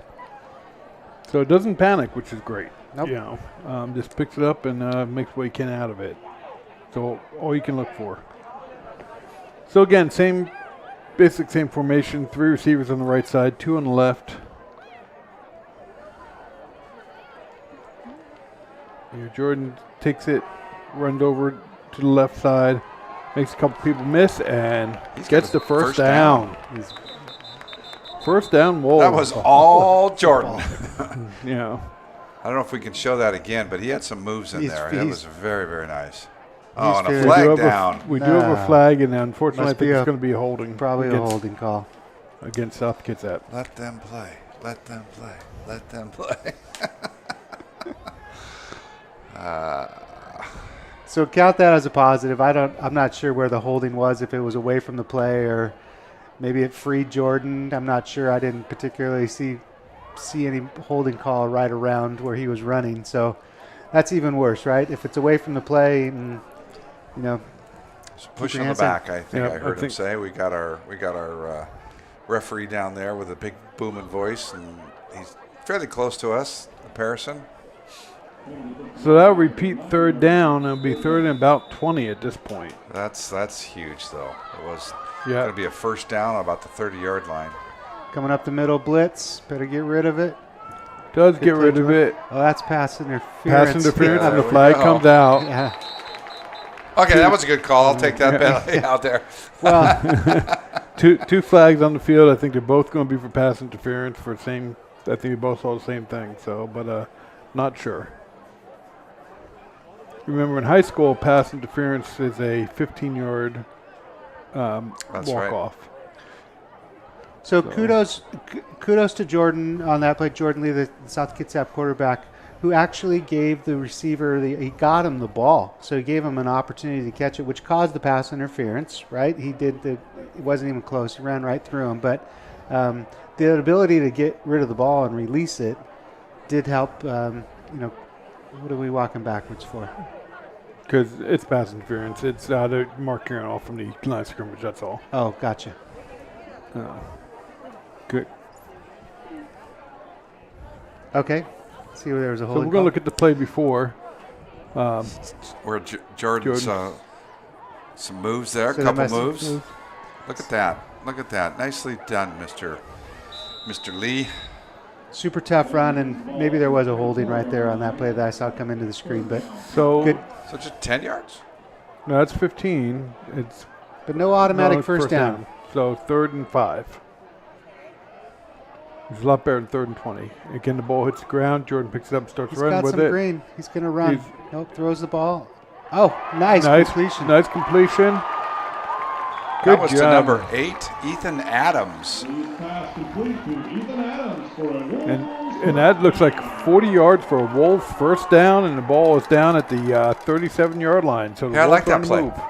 Sorry, Phil. I like that play, though. So, Phil, great choice. Here's the replay. Great choice by Jordan. I thought he had a little bit of green to run out in front of him. He saw differently, thank goodness, and threw a strike downfield. Nice pass. Good pass play. Again, Jordan's doing both, making it with his feet and making it with his arm. That's great. And of course, right after that, we're going to get a false start penalty. So every time we, South is kind of kicking themselves in the pants here. Every time they get something good, they immediately seem to do something poor. I'm sure that'll be a point of coaching opportunity for the South Kitsap coaching staff, and dealing with just a lot of young men out there trying to do their best. But so brings up 1st and 15. Jordan's going to roll to left, go step back, throw the ball. He's got number 7, incomplete, in and out of Braden Scovold's hands. So defender right there with him.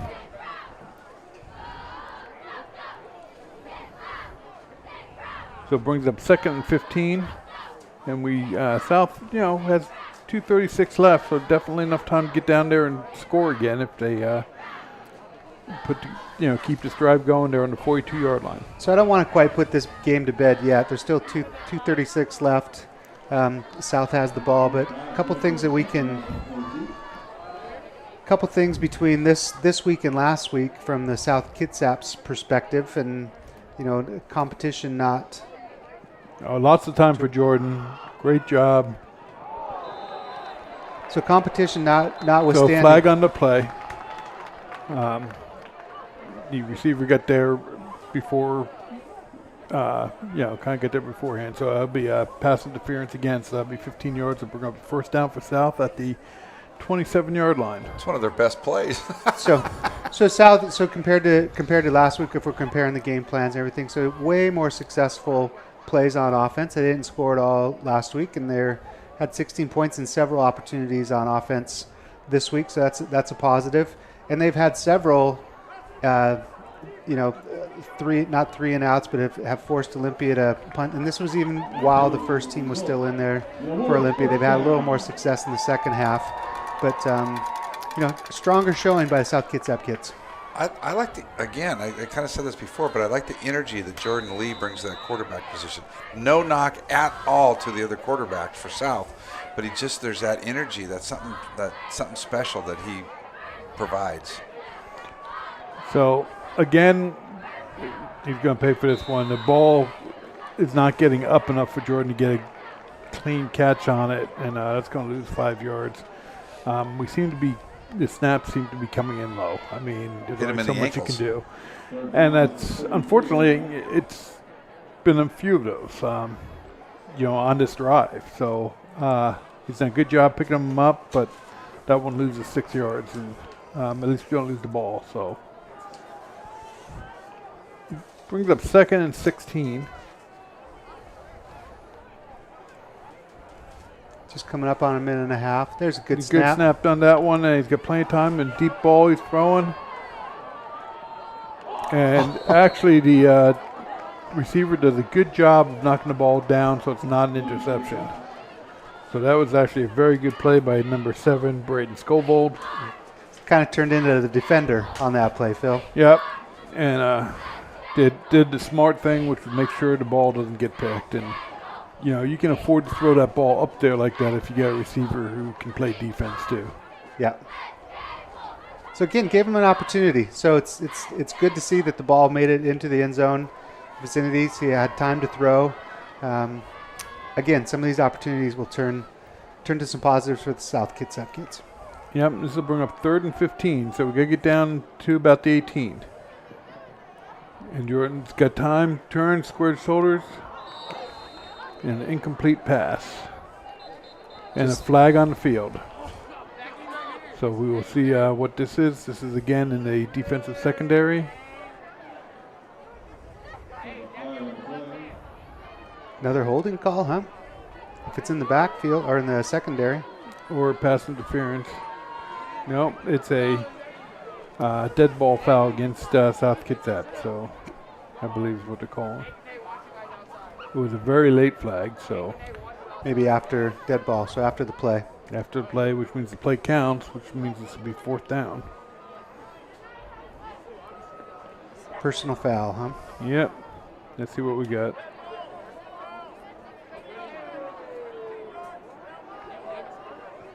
Those are the ones that age coaches, right, Phil?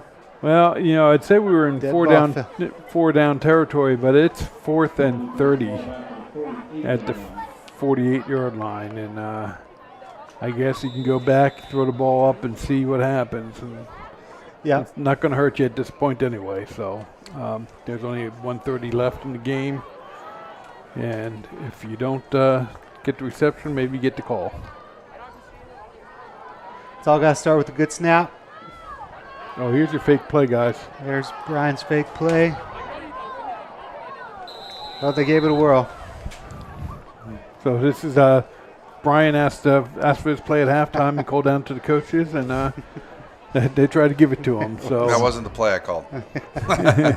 Believe it was exactly the play you called. It was complete. You called the completion, though. Yes, that's true. That's what you wanted. Yes, so yes. Nice effort. They were behind the sticks, as they say, on that one. So that was a long shot to start with. Just under a minute and a half left in this game. Next week, the Wolves have another home game. This time against Emerald Ridge, who are 4-2, 3-2 in league play.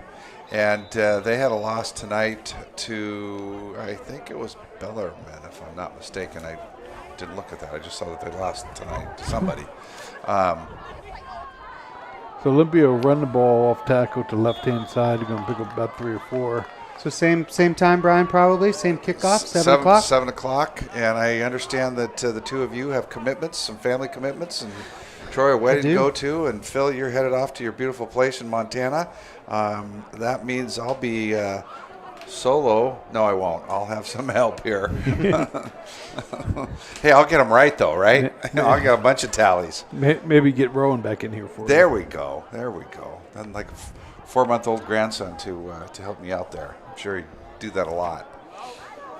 And if my if the interweb is correct on the weather reporting there, it seems like it'll be another nice night Friday night. So hope a lot of fans show up and support the Wolves. So that's another run, this time off the right side for about a yard. Brings up 3rd and 5.